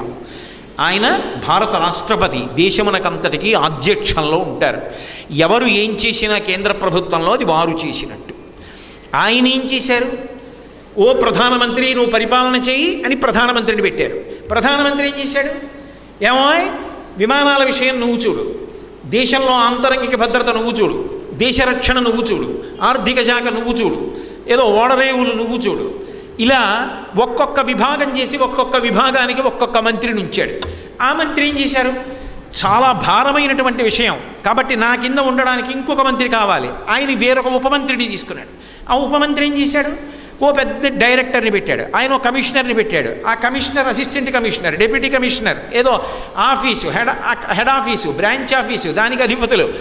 కిందకు వచ్చేటప్పటికి ఎల్డీసీ, ఆయన కింద ఫైల్ తెచ్చి పెట్టడానికి ఓ సేవకుడు, ఆఫీస్ తుడవడానికి ఒక వ్యక్తి. వీళ్ళందరికీ అధికారం ఎక్కడి నుంచి కిందకు వచ్చింది? ఆ పై నుంచి కిందకు వచ్చింది. మళ్ళీ వీళ్ళందరూ చెప్పేవన్నీ జవాబుదారీతనం ఎవరికెడుతుంది? పైకి. ఆయనకి జవాబుదారీ వీళ్ళందరూ. ఆ పైవాడు ఏదో ప్రశ్న అడిగాడు, రాష్ట్రపతి ప్రధానమంత్రిని అడిగారు, ప్రధానమంత్రి ఆ మంత్రిని అడిగాడు, మంత్రి ఉపమంత్రిని అడిగాడు, ఉపమంత్రి శాఖాధిపతిని అడిగాడు, శాఖాధిపతి కింద వాళ్ళని అడిగాడు, కింద వాళ్ళు దేశమంతటా అడిగారు. అన్ని కార్యాలయాల వాళ్ళు సమాచారాన్ని చేకూర్చానికి పంపించారు. మళ్ళీ కింద నుంచి పైకెక్కుతూ ఉపమంత్రి నుంచి మంత్రికి, మంత్రి నుంచి ప్రధానమంత్రికి, ప్రధానమంత్రి నుంచి రాష్ట్రపతికి వెళ్ళి జవాబుదారీతనం కింద నుంచి పైకి, అధికారం పైనుంచి కిందకి. అధికారం పైనుంచి కిందకు వచ్చింది. ఆయన అక్కడెక్కడో ఉన్నాడు, ఆయన్ని మనం చూడం, కానీ దాంట్లో పనుంటే ఇక్కడ కలుసుకుంటాం. అలా ఆయన ఎందే సమస్త దేవతల యొక్క అధికారములు మూర్తీభవింపబడ్డాయి. ఆయన ఒక్కొక్క అధికారం ఒక్కొక్కళ్ళకి ఇచ్చాడు, ఒక్కొక్క తేజస్సు ఒక్కొక్కళ్ళకి ఇచ్చి నువ్వు ఈ పని చేయబోయే అన్నాడు. వాళ్ళు ఆ పని చేస్తున్నారు. కానీ వాళ్ళు చేస్తున్న పనికి సంబంధించినటువంటి విభూతి ఏదైతే ఉందో అది ఆయన ఎందే ఉంటుంది. ప్రధానంగా ఆయన ఉపసంహారం చేయగలడు, ఇవ్వగలడు. ఇది ఆయన శక్తి. అందుకని సర్వదేవాత్మగోహ్యేష, అందరు దేవతలు ఆయన ఎందే ఉన్నారు. ఎలా? మీకు నేను ఒక ఉదాహరణ చెప్పాలి అంటే, ఆయన అందుకే మీరు ఎదర చూస్తే ఇక్కడి నుంచి వచ్చేటటువంటి శ్లోకాలన్నీ కూడా ఆయన్ని పరబ్రహ్మంగా నిరూపణం చేస్తుంటాయి. అందుకే ఏష బ్రహ్మ చ విష్ణుశ్చ శివస్కంద ప్రజాపతి. ఆయనే బ్రహ్మ, ఆయనే విష్ణువు, ఆయనే శివుడు, ఆయనే మరుత్తులు, ఆయనే యముడు, ఆయనే కాలం, ఆయనే సోముడు, ఆయనే అన్నీ ఆయనే విడివిడిగా ఎలా అర్థమయ్యేటట్టు అగస్త్యుడు బింబం చూసి చెప్తున్నాడు. బింబం చూపించి చెప్తుంటే రాముడికి వివరణ చేస్తున్నాడా? అక్కర్లేదు. రాముడి సమర్థత అటువంటిది, ఆ గురువు యొక్క తేజస్సు అటువంటిది. ఆయన వివరణ చెయ్యక్కర్లేదు. ఆయన సన్నిధానమనందు అనుమానం ఉండవు. అలా చెప్తూ అర్థమయ్యేట్టు చెప్పేయగలడు. అలా ఉంటుందా లోకంలో? ఉంటుంది. భగవాన్ రమణుల దగ్గరికి బోలెడన్ని ప్రశ్నలు రాసుకుని వెళ్ళాడు ఒక ఆయన. ఆ ప్రశ్నలన్నీ అడుగుదాం అనుకున్నాడు. ఆయన ఏదో సోఫా లాంటి దాంట్లో ఇలా చెక్కిలికి చెయ్యి చేర్చి పడుకుని ఉండేవారు రమణ మహర్షి. రమ్మన్నారు. ఏవో చాలా ప్రశ్నలు ఉన్నాయి ఆయనకి, మిమ్మల్ని అడుగుతారట అన్నారు. ఆయన మౌనం, మాట్లాడరు అన్నారు. వెళ్ళండి అడగండి అన్నారు. ఆయన వెళ్ళి కూర్చున్నాడు. కూర్చుని జేబులోంచి కాగితం తీసి ఇలా చూశాడు రమణ మహర్షి వంక. అలాగే ఉన్నాడు. ఆయన ఇలా చూస్తున్నారు, ఈయన ఆయన వంక చూస్తున్నాడు. ఈయన కాగితం తెచ్చానని కానీ, ప్రశ్నలు ఉన్నాయని కానీ, అడగాలని కానీ మరిచిపోయాడు. అన్నీ అయిపోయిన తర్వాత జేబులో కాగితం పెట్టుకుని బయటికి వెళ్ళిపోయాడు. ఆయనతో వచ్చిన వాళ్ళు అన్నారు, అడిగారా అని అడిగారు. ఏం అడగడం? అడగవలసిన అవసరం లేకుండా అన్ని ప్రశ్నలకి జవాబులు నాకు ఆయన మౌనం చూపుల్లోంచి వచ్చేసాయన్నాడు. అది మౌన వ్యాఖ్య. ఒక్కొక్కసారి మాటతో వ్యాఖ్య ఉండదు, మౌనంతో వ్యాఖ్య ఉంటుంది. అంటే నోటితో చెప్పవలసినది అన్నాను అనుకోండి, మీరు ఉలిక్కి పడ్డారా, రమ్మంటున్నారేమో ఏమిటి అని. నేనేం నోటితో రెండు అనలేదు, ఇలా అన్నాను. అంటే ఇవ్వ ఇదేమిటి నన్ను రమ్మంటున్నారు, ఏమైందో ఏమిటో, ఏమైనా తప్పు జరిగిందని కంగారు పడిపోతారు. నోటితో చెప్పకుండా మౌనంగా ఇలా అనడం ఒక వ్యాఖ్య. అలా కూడా అనకుండా ఇలా ముద్ర పట్టడం అవతల వాళ్ళకి అర్థమైపోయింది. దక్షిణామూర్తి చేయలే, మౌనవ్యాఖ్యా ప్రకటిత పరబ్రహ్మతత్వం యువానం వర్షిష్టాం తేవ సదృశగణైరవృతం బ్రహ్మరిష్టై ఆచార్యేంద్రం కరకలిత చిన్ముద్రమానందరూపం. అలా కూర్చుని ఆయన మౌన వ్యాఖ్యతోటి కూర్చున్నటువంటి సనకసనందనాది మహర్షులందరికీ కూడా జ్ఞానకటాక్షం చేశాడు. స్తోత్రం ఒక్కటి చెప్తూ ఆదిత్య హృదయ మాలామంత్రాన్ని చెప్తూ వివరణ అవసరం లేకుండా ఏష ఏష అని బింబాన్ని చూపిస్తూ అన్నీ అవగతమైపోయి ఆ సంతోషపడిపోయేటట్టు రాముడి యొక్క సమర్థత వలన గురువు అనుగ్రహం వలన అగస్త్యుడు సాధిస్తున్నాడు. అది ఒక్కొక్కచో మన అదృష్టం కలిసి వచ్చిందనుకోండి, మనకు అర్థమయ్యేటట్టు చెప్పగలిగిన వాడు దొరుకుతాడు. మన అదృష్టం ఉండకపోతే 2 గంటలు ఆయన మాట్లాడి పెడతాడు, కానీ మనకేం అర్థం. కాబట్టి సర్వదేవాత్మకో హ్యేష, అందరు దేవతలు ఆయన యందే ఉన్నారు. మీకు నేను ఒక్క మాట చెప్తాను, మీరు పట్టేసుకుంటారు. నేను ఎంతో వివరణ చెయ్యవలసిన అవసరం ఉండదు, ఎందుకంటే ఎదర కొన్ని విషయాల్లో నేను ఎలాగో ఈ మాటల్ని వివరణ చెయ్యవలసి ఉంటుంది. కాబట్టి కేవలం ఒక ఉదాహరణ మాత్రంగా మీకు ఒకటి చూపిస్తాను. అగ్ని అని నేను అన్నాను అనుకోండి. అగ్ని అనగానే ధర్మం ఏమిటి? వేడిగా ఉంటుందండి అంటాం కదా. అంతేగాని అగ్ని అంటే అగ్ని ఎలా ఉంటుంది అనేటప్పటికీ చాలా ఆలోచించాలండి, రేపు చెప్తానంటావా? అగ్ని వేడిగా ఉంటుంది. సూర్యుడు మధ్యాహ్నం అయిందనుకోండి ఎలా ఉంటాడు? వేడిగా ఉంటాడు. గ్రీష్మ ఋతువు వచ్చిందనుకోండి ఎలా ఉంటాడు? వేడిగా ఉంటాడు. ఆ వేడిలో కాలిపోతుందా లేదా? ఆ వేడికి మలమలలాడిపోతున్నామా లేదా? ఇంటి గోడలు కూడా వేడెక్కిపోతున్నాయా లేదా? అయ్య బాబోయ్, ఏమీ వద్దు, చల్లగా ఏమైనా ఇద్దు చాలు, ఏమైనా పళ్ళరసం ఇద్దు చాలు, అన్నం వద్దే, ఏమైనా తినబుద్ధి వేస్తే కదూ, ఒక్క కబళం ఒక్క ముద్ద తినేటప్పటికీ గ్లాసుడు మంచినీళ్ళు తాగేస్తున్నాం, మంచినీళ్ళతో కడుపు నిండిపోయి నీరస పెట్టేస్తోందండి, అన్నం తినలేకపోతున్నాం వేడికి అంటాడు. ఆ వేడి చేత శోషింప చేసేస్తాడు. అగ్ని ఏం చేస్తాడంటే అగ్ని తప్తం చేసేస్తుంది, తపించిపోతాడు ఎవడైనా సరే. అగ్నికి దగ్గరగా వెళ్ళాడు అనుకోండి తపించిపోడు. సూర్యుడు అడుగు ముందుకి రాడు, కానీ అక్కడే ఉండి తపింపచేసేస్తాడంతే, లోకాన్ని తపింపచేసేస్తాడు, అంత వేడినిస్తాడు. ఇప్పుడు ఆ ధర్మం ఆయన ఎందున్నప్పుడు ఆయన ఎవరవుతారు? అగ్నిహోత్రుడు అవుతాడు. ఇప్పుడు ఆయన ఇంకా వేడినివ్వడానికి దిగొచ్చాడు అనుకోండి, అగ్నిగా నా ధర్మం చూపిస్తానని వచ్చాడు అనుకోండి, అసలు ఆ ధర్మం చూడడానికి ఎవరు ఉండరు కదా. ఆ ధర్మం చూడడానికి ఎవరు ఉండరు కాబట్టి ప్రయోజనాన్ని ఇవ్వడానికి మాత్రం అగ్నిగా దిగొస్తాడు. మళ్ళీ మీ మాట ఏదో అయోమయంగా ఉంది మాకు అంటారు మీరు, నాకు తెలుసు. ప్రయోజనాన్ని ఇవ్వడానికి అన్న మాటలో అర్థం ఏమిటంటే అగ్నిగా దిగాడు అనుకోండి 3 ప్రయోజనాలు ఇస్తాడు. అగ్ని అన్న పేరుతో కిందకు వస్తాడు. కిందకు వచ్చినప్పుడు ధర్మం అదే, వేడే, వంట చేసి పెడతాడు. ఇంట్లో ప్రతి ఇంటిలోనూ వంట బ్రాహ్మణుడెవరు? అగ్నిహోత్రుడే. హవ్యం మహతి దేవానాం కవ్యం కవ్యాసినామపి పాకంచ కురుతే వహ్ని శంకరస్య ఇవ శాసనాత్. ఆయన ప్రతి ఇంటిలో వంట చేస్తున్నాడు. ఇంతమంటే వెలుగుతోంది, ఇంతమంటే వెలుగుతోంది కాబట్టి వంట అవుతోంది. ఆ పెద్ద ముద్ద కిందకి దిగొస్తే వంట చేయవలసిన అవసరం ఉండదు, మనం ఆయనకి వంట అయిపోతాం. అందుకనే అగ్నిగా దిగొస్తున్నాడు.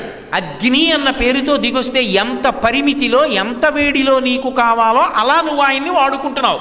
అంటే ఆయన నీకు వశపడి నీకు ప్రయోజనాన్ని కల్పిస్తున్నాడు. ఇది ఆయన అనుగ్రహం తప్పసలు. ఇన్ని పొయ్యల్లో వేడి ఆయన వేడి, అంతకన్నా పెద్ద వేడి.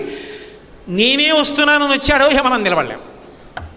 ఇప్పుడు అలా వంట పొయ్యిలోకి వచ్చాడు కాబట్టి వంట అవుతోంది. ఆయన ఒక హోమకుండంలో అగ్నిగా ప్రజ్వరిల్లుతున్నాడు కాబట్టి హవిస్సిస్తున్నాం, దేవతలకు ఎడుతోంది. ఆయన కవ్యం, పితృదేవతలకి పిండాన్ని పట్టి కెడుతున్నాడు కాబట్టి పితృదేవతలకు అన్నం అందుతోంది. ఇప్పుడు నాకు ఒక్కటి చెప్పండి, ఆయన అగ్నిగా ఉంటే ఎంతమంది బతుకుతున్నారు? ఆయన అగ్నిగా ఉన్నాడు కనుక మనం అందరికీ అన్నం దొరుకుతోంది. ఆయన అగ్నిగా ఉన్నాడు కనుక దేవతలకి అన్నం దొరుకుతోంది. ఆయన అగ్నిగా ఉన్నాడు కనుక పితృదేవతలకి అన్నం దొరుకుతోంది. ఆయన అగ్నిగా నేను దిగిరాని ఇలాగే ఉంటాను వేడిగా అన్నాడు అనుకోండి, మనందరం ఏమైపోతాం అసలు? ఇప్పుడు ఆయన స్థితికర్త అయి మనని నిలబెట్టడం కాదు, ఇప్పుడు ఆయన ఏం చేస్తున్నాడు? మనని, పితృదేవతాలోకాన్ని, దేవతాలోకాన్ని, మిగిలిన ప్రాణిజాతాన్ని ఆయనే నిలబెడుతున్నాడు. ఆయనే నిలబెట్టి ప్రతివాణ్ణి యజమానిని చేస్తున్నాడు. యజమాని ఏం చేస్తాడు? అతిథిని సత్కరిస్తాడు. ఇప్పుడు యజమాని అని ఎవరికి వర్తిస్తుందండి? ఎవరు అతిథిని పోషిస్తున్నాడో వాడు యజమాని కదూ. అతిథి వండుకోవడానికి అన్నీ ఉండి వచ్చినవాడు కాడు. యజమాని అన్నీ ఉన్నవాడు. అన్నీ ఉన్నవాడు కాబట్టి వచ్చిన వాడికి ఏం చేస్తున్నాడు? నువ్వు తినవోయ్, తినకపోతే పడిపోతుంది కదా శరీరం, అందుకని తిను అని అన్నం పెడుతున్నాడు. ఇప్పుడు ఆయన అన్నం పెట్టడానికి కారణం ఏంటి? పదార్థము అగ్ని ఆయన వశమై ఉన్నాయి. అతిథికి వచ్చిన వాడికి పెట్టాడు. ఆ వచ్చినటువంటి అతిథి యొక్క భక్తిని బట్టి ఆయన కాదు, ఆయనతో పాటు 21 తరాలు తరించిపోతాయి ఒక్కొక్క మహానుభావుడు వస్తే. ఊరకరారు మహాత్ములు వా రథముల ఇండ్ల కొడుకు వచ్చుటలెల్లన్ కారణము మంగళములకు మీరు వచ్చుట శుభము మాకు నిజము మహాత్మ అంటాడు నందుడు గర్గుడు వస్తే. అందుకే పూర్వం వీధిలో అరువులు కట్టేవారు. ఇప్పుడు అరువులే లేవనుకోండి, ఎక్కడ అది వేరే విషయం. ఇప్పుడు నేను దాని గురించి ఎందుకు మాట్లాడాలి? ఇప్పటికీ మా తూర్పుగోదావరి జిల్లాలో అప్పుడప్పుడు మేము ద్రాక్షారామం మొదలైన క్షేత్రాలకి పాదయాత్ర చేస్తుండేవాళ్ళం. ఆ ద్రాక్షారామం పాదయాత్ర వెడుతుంటే ఓసారి ఓ పెద్ద అరుగుల ఇల్లుటి కనపడింది. అందరం మార్గాయాసంలో ఉన్నాం, కాళ్ళు నిప్పెడుతున్నాయి, అందరం అరుగులెక్కి కూర్చున్నాం. ఆ ఇంటి యజమాని వచ్చి తలుపు తీశాడు. ఎవరు మీరు అందరూ అన్నాడు. అయ్యి బాబా ఇదేంటి అరుగులెక్కి ఇలా కూర్చున్నారంటారేమో అని దిగిపోయాం. ఏమి లేదండి, మేమందరం కాకినాడలో ఉంటాం, ఏదో ద్రాక్షారామం పెడుతున్నామండి పాదయాత్రగా, కాళ్ళు బడలిపోయాయని అరుగులు కనపడితే కూర్చున్నామండి అన్నాడు. ఆయన అన్నాడు మీరు ఇలాగే కూర్చోండి అన్నాడు. ఏమన్నా అంటే మీరు క్షేత్ర దర్శనానికి కాలినడకన వెడుతున్నారు, మీరందరూ వచ్చి కూర్చోవడం నా అదృష్టం కాదు, లోపలికి వెళ్ళి పానకం తెస్తాను తాగిడిదురుగాను అన్నాడు. నిజంగా తీసుకొచ్చి పానకం ఇచ్చాడు. ఇక్కడే ఉన్నారుగా గోపాలకృష్ణ గారు, అందరికీ పానకం మజ్జిగ అవి ఇచ్చాడు. ఓ అరుగుంది కాబట్టి బాటసారులు విశ్రాంతి తీసుకోవడానికి అవకాశం ఏర్పడింది.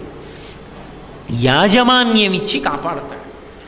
ఇవన్నీ సూర్యనారాయణమూర్తి యొక్క అనుగ్రహం. ఆయన అగ్ని అయినా ఆయన అలాగే ఉండిపోయాడు అనుకోండి, మనకు ఉద్ధరణ ఎలా నాకు చెప్పండి? మనకే అన్నం లేదు, దేవతలకు అన్నం లేదు, పితృదేవతలకు అన్నం లేదు. మనకే లేనప్పుడు అతిథికి ఎక్కడది? అతిథికి అన్నం లేదు, ధర్మచక్రం తిరగదు. ఇవన్నీ ఒకెత్తు. మన మీద ఆధారపడిన మిగిలిన ప్రాణులు, భూతయజ్ఞం లేదు అంటే వచ్చినటువంటి ఏ భూతానికి అన్నం ఎలా పెడతారో? కాకి అన్నం పెడతారా? ఓ పిచ్చుకి అన్నం పెడతారా? దేనికి పెట్టడం కుదరదు. అగ్ని లేనప్పుడు ఇవేవీ లేవు. మనం ఆయనే అగ్నిగా దిగుచ్చేస్తే లోకములు ఉండవు. అందుకని ఒక అంశని అందరూ భరించడానికి వీలుగా కిందకి దిగొచ్చి ఎంత తేజస్సు అవసరమో అంత తేజస్సుతోటే మీరు వాడుకుని తరించండిరా అని మనకిచ్చి ధర్మచక్రాన్ని తిప్పాడు. ఇది ధర్మచక్రం అంటారంటే నేను యజ్ఞం చెయ్యాలి, హవిస్సు ఇవ్వాలి, దేవతలు పుచ్చుకోవాలి, దేవతలు సంతోషించాలి, వర్షం కురిపించాలి, వర్షం కురుస్తుంది, పంటలు పండుతాయి, పంటలు వస్తాయి, నేను మళ్ళీ ఐశ్వర్యం పొందాను, మళ్ళీ యజ్ఞం చెయ్యాలి, మళ్ళీ హవిస్సు దేవతలు గడుతుంది, మళ్ళీ దేవతలు సంతోషించారు, మళ్ళీ వర్షం కురిపించారు, మళ్ళీ పంట పండాలి. కాబట్టి మకము చేయ వజ్రి వది సంతసించును, వజ్రి సంతసింప వాన కురియు, వాన కురిసి గసము వసుమతిపై పెరగు, గసవు మేసి ధేను గణము వ్రతు. ఈ చక్రం తిరుగుతూ ఉంటుంది, ధర్మచక్రం తిరుగుతూ ఉంటుంది, అభ్యున్నతి చక్రం తిరుగుతూ ఉంటుంది. ఇది తిరగడానికి కిందకొచ్చాడు అగ్ని రూపంలో, అంతే తప్ప అగ్ని వేరు సూర్యుడు వేరు కాడు. ఈ అగ్నే ఆయన. అందుకే దగ్గరికి వెళ్ళగలవా? ఆయన సమీపానికి వెళ్ళడం కుదురుతుందా? వెళ్ళలేవు. ఆయన ఎందేమీ సమర్పించలేవు. కానీ మన అనుగ్రహం కోసం కిందకొచ్చి అగ్ని రూపంలో దాహక శక్తిని ఇచ్చాడు, పావక శక్తిని ఇచ్చాడు. పావక శక్తి అంటే అపారమైనటువంటి పవిత్రం చెయ్యగలిగినటువంటి స్థితి. అగ్ని దేన్నైనా ముట్టుకుందనుకోండి పవిత్రమైపోతుంది. ఒక శవం ఉందనుకోండి, ఆ శవాన్ని ఎవరైనా ముట్టుకున్నారనుకోండి వాళ్ళకి కొంత మైల కలుగుతుంది. అదే అగ్ని ముట్టుకున్నాడు అనుకోండి, ఆయన ముట్టుకున్నాడు కనుక ఆ శరీరం కూడా పవిత్రమైపోయింది. ఇంక అక్కడతోటి ఆ శరీరం దగ్ధమైపోయి ఆ లోపల ఉన్న జీవుడు విడుదలైపోయి కొత్త శరీరాన్ని పొందడానికి అర్హత సంపాదించుకుంటాడు. కాబట్టి అగ్ని దేన్నైనా సరే పవిత్రం చేస్తున్నాడా లేదా? అందుకే అన్నిటిలోకి స్నానాలలో ఒక స్నానం ఏమిటంటే అగ్ని స్నానం. అగ్నిలో స్నానం చేస్తారు. అగ్నిలో స్నానం అంటే అగ్నిహోత్రంలో దూకేమని కాదు దాని అర్థం. పదార్థం ఏదీ లేదనుకోండి, స్నానం చేయవలసి వచ్చింది, ఏదో అనుమానం వచ్చింది, నా శౌచానికి దోషం వచ్చిందేమో అని అనుమానం వచ్చింది, సమయం అయిపోతోంది ప్రవచనానికి వెళ్ళిపోవాలి, కించిత్ అనుమానం వచ్చింది, నా శౌచం దెబ్బతిందేమో, నేను ఇప్పుడు ఇటువంటి వాటి మీద వెళ్ళి చెప్పచ్చా? ఎలా స్నానం చేయాలి, మళ్ళీ వెళ్ళి స్నానం చేసి మళ్ళీ వచ్చి ఎలా కుదురుతుంది అంటే అగ్ని స్నానం చేస్తారు. అగ్ని స్నానం అంటే భస్మ విభూతి తీసుకుని చల్లుకుంటారు, అంతే, స్నానం చేసేసినట్టే. అంటే స్నానం మానేసి విభూతి చల్లుకోకూడదు, స్నానం చేయడానికి సమయం లేకపోతే విభూతి చల్లుకోమని నా ఉద్దేశం. అది శాస్త్రం యొక్క హృదయం. అప్పుడు అగ్ని స్నానం పునీతుడిని చేసిందా లేదా, పవిత్రం చేసిందా లేదా? అగ్ని పవిత్రం చేస్తుంది, బ్రతికుండగా స్నాన రూపంలో పవిత్రం చేస్తుంది. 2, అగ్ని స్పర్శ వలన శుభం ఉంటుంది, మంగళత్వం ఉంటుంది.